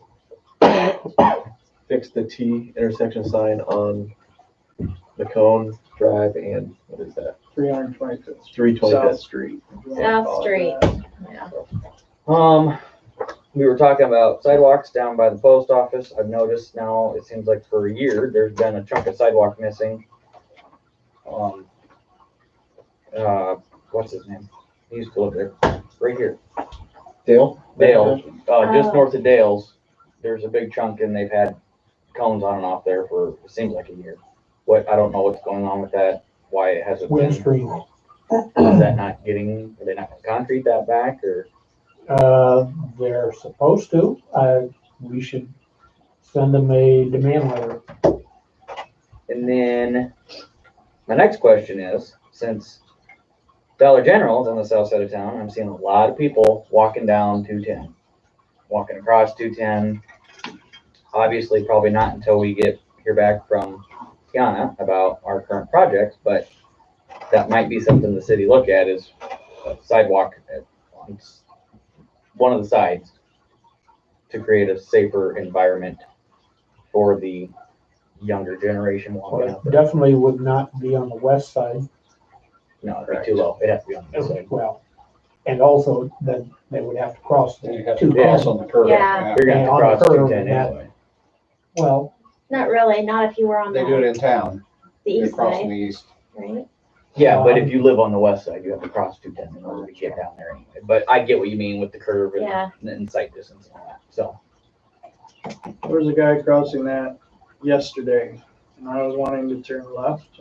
There was a car coming west on that gravel road, it was wanting to turn left. And then there was also, I mean, it was three of us, there's another, it just happened to be that another car coming off the curves was wanting to turn right, you know, and it got to be a big, almost traffic jam right there for a second, waiting for that guy to go. They, I feel like Dollar General's where everybody just starts to slow down coming into town too, you know? So that may be another thing to, That's 40 Start mile the an deal. hour. 40 mile an hour right there. Yeah, and that's 25 and you hit the curve. Yeah. Speed trapper. Yeah, we should have told our officer to That's get where he down could have there. put his, yeah. it doesn't do anything. It won't. They sit there Well, at and the stop and elevator. stop some people. Don't just, When Dollar General requested, the permits, and the site plan approval, the council at that time, said that, told Dollar General that, we would not be putting a sidewalk in, that they would be responsible for all the site improvements, and that we would not provide a sidewalk. They decided to build a store anyway. And so maybe we should be looking at putting in a safer path for people to walk. I'm sure it's going to be an issue for the Veerses,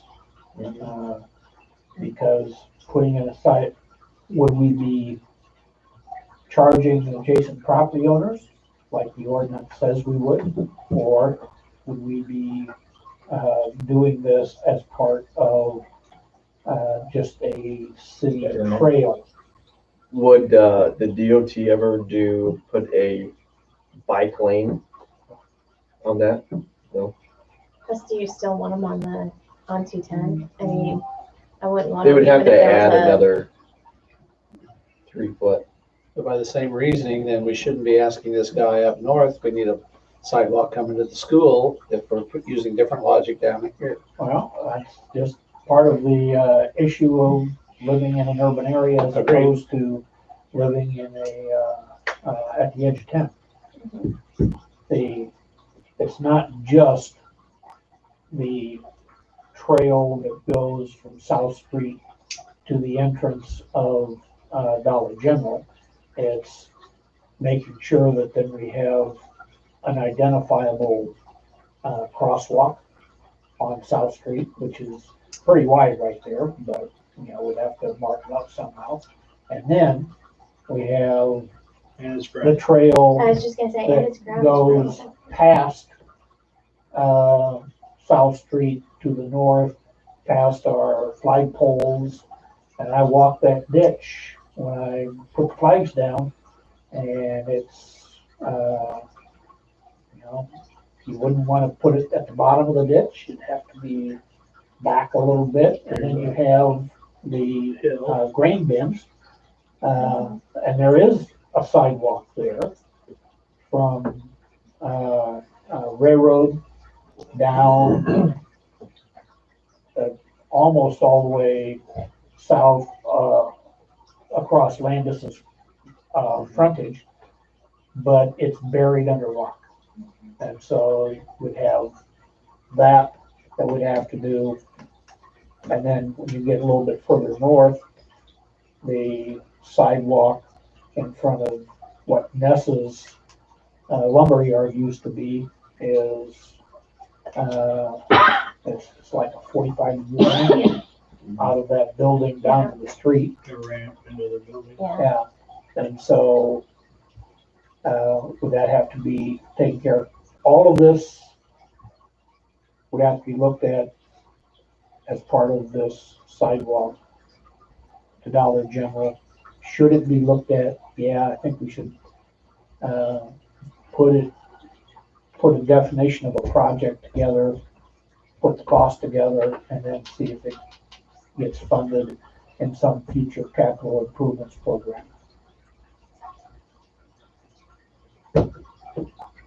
Good grant. That's my We might 50%. be able to get, Grant for education or something. Yeah, like Main Street, isn't there a Main Street? Yes. Yeah. Revitalization. yes, and it's, very competitive. Sure. And I'm not sure that this would qualify, but sidewalks sometimes do. Or if we had a better project on Main Street, I think Maxwell could really kind of knock that grant out of the park just because of the history the town has and the fact that we have some original buildings still. I would like to see the grain bins torn down and that lot made available as a industrial lot. I think it certainly could be developed as something. For sure. But right now we have trash all over it. Anything else, Alex? No. Okay. Megan? Yeah, a couple weeks ago, I texted Deb. I was out on a drive and I witnessed a couple of kids having a lot of fun down at the soccer fields in their car. I was able to get a license plate from them and I did have Deb track it down. It ended up that it was somebody from out of town with a passenger from our town. But the ruts are still there, the grass is torn up, and my suggestion to Deb was that first we contact the car's owner and tell them this is the date, this is what happened, there are witnesses, and you need to come and at least flatten out the land. And I don't know, throw some grass seed Tony down. told me that there was no damage.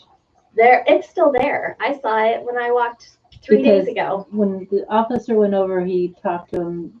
They weren't going to do anything because Tony said there was no damage. Well, I can tell you that the ruts are still there. So unless they came back a second time, the ruts are there. Second, I think that we need to somehow put some kind of barricade because this is not the first time this has happened. The council approved putting, poles in and a cable between the poles, sort of like over at the Scout Park. And I am sure nothing has gotten done because of, the windstorm, has sucked up all the free time. Sure. At least I'm gonna give Tony that. And so, yes, we do have, a plan and, we should be moving forward with it. Yeah, I just, So if Tony can't do it,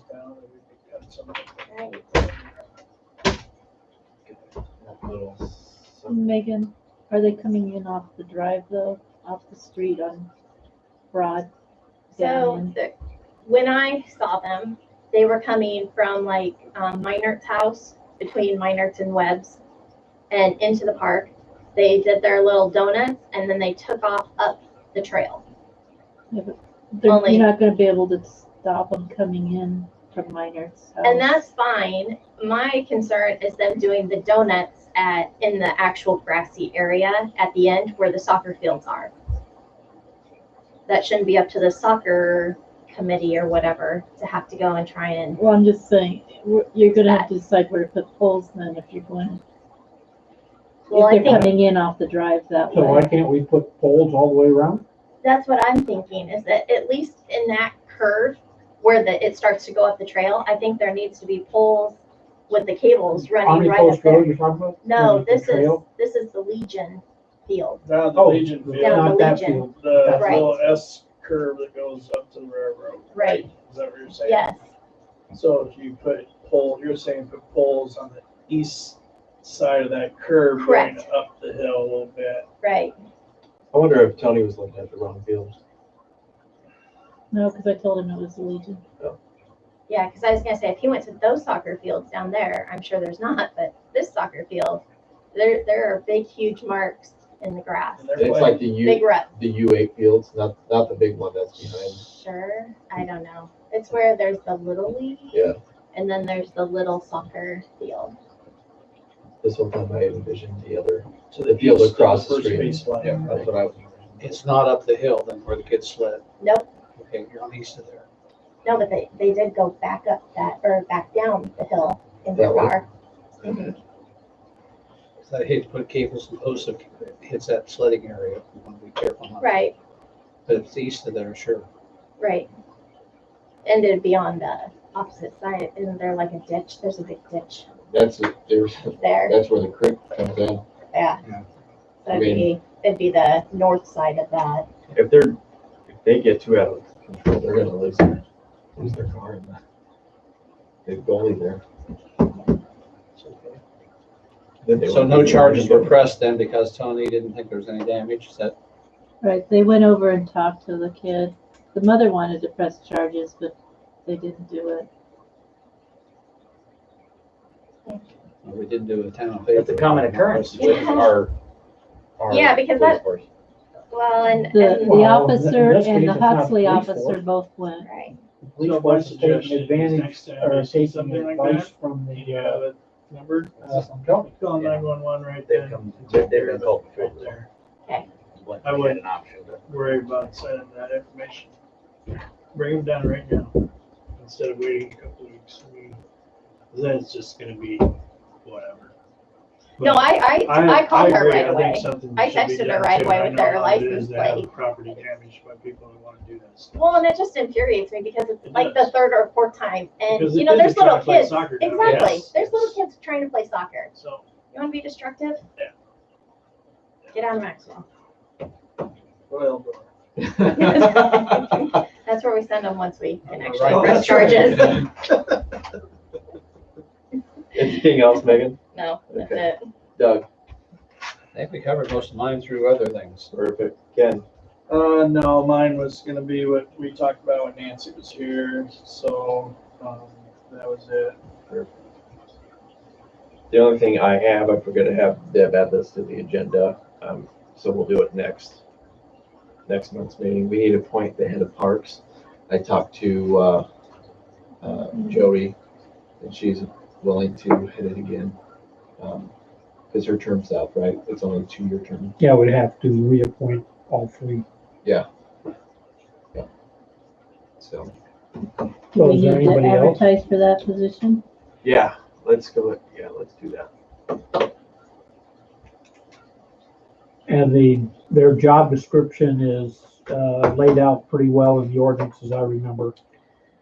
The last thing that I had, a guy from Landis, imagine this, after the whole windstorm came through, finally got in contact with me and said, hey, heard you guys were looking for a grain bin to make a band shell out of.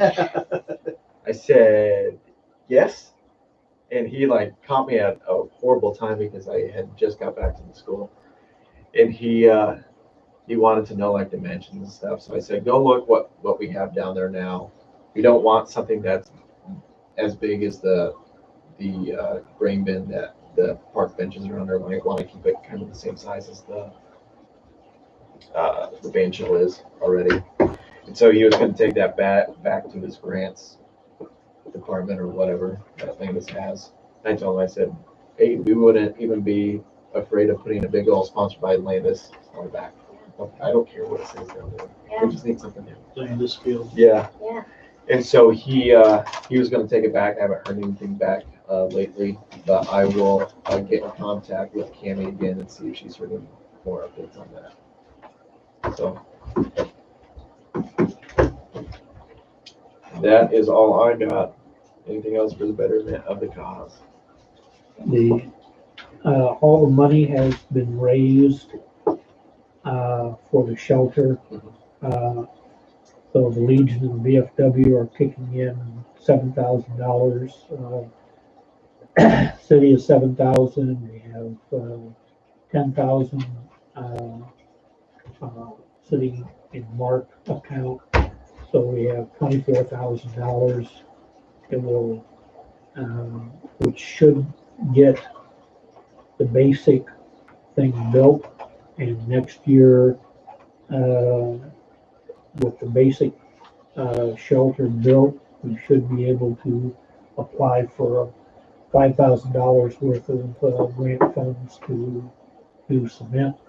So the only issue now is it too late in the year to get everything done? Do we put up the vertical members and then do the roof in the spring? Just how we gonna get it done? So we'll be working on that. So hopefully by next summer we'll have a nice shelter. Anything else? All right, we're down to consent agenda. Approval of July 6, 2020 minutes and approval of current bills is presented. Move approval? Is there anybody not here? Mm-mm. Yeah, I was on the phone. perfect. Moved by Steve, Second, second by Megan. Alex? Yes. Megan? yes. Doug? Ken? Yes. Steve? Yes.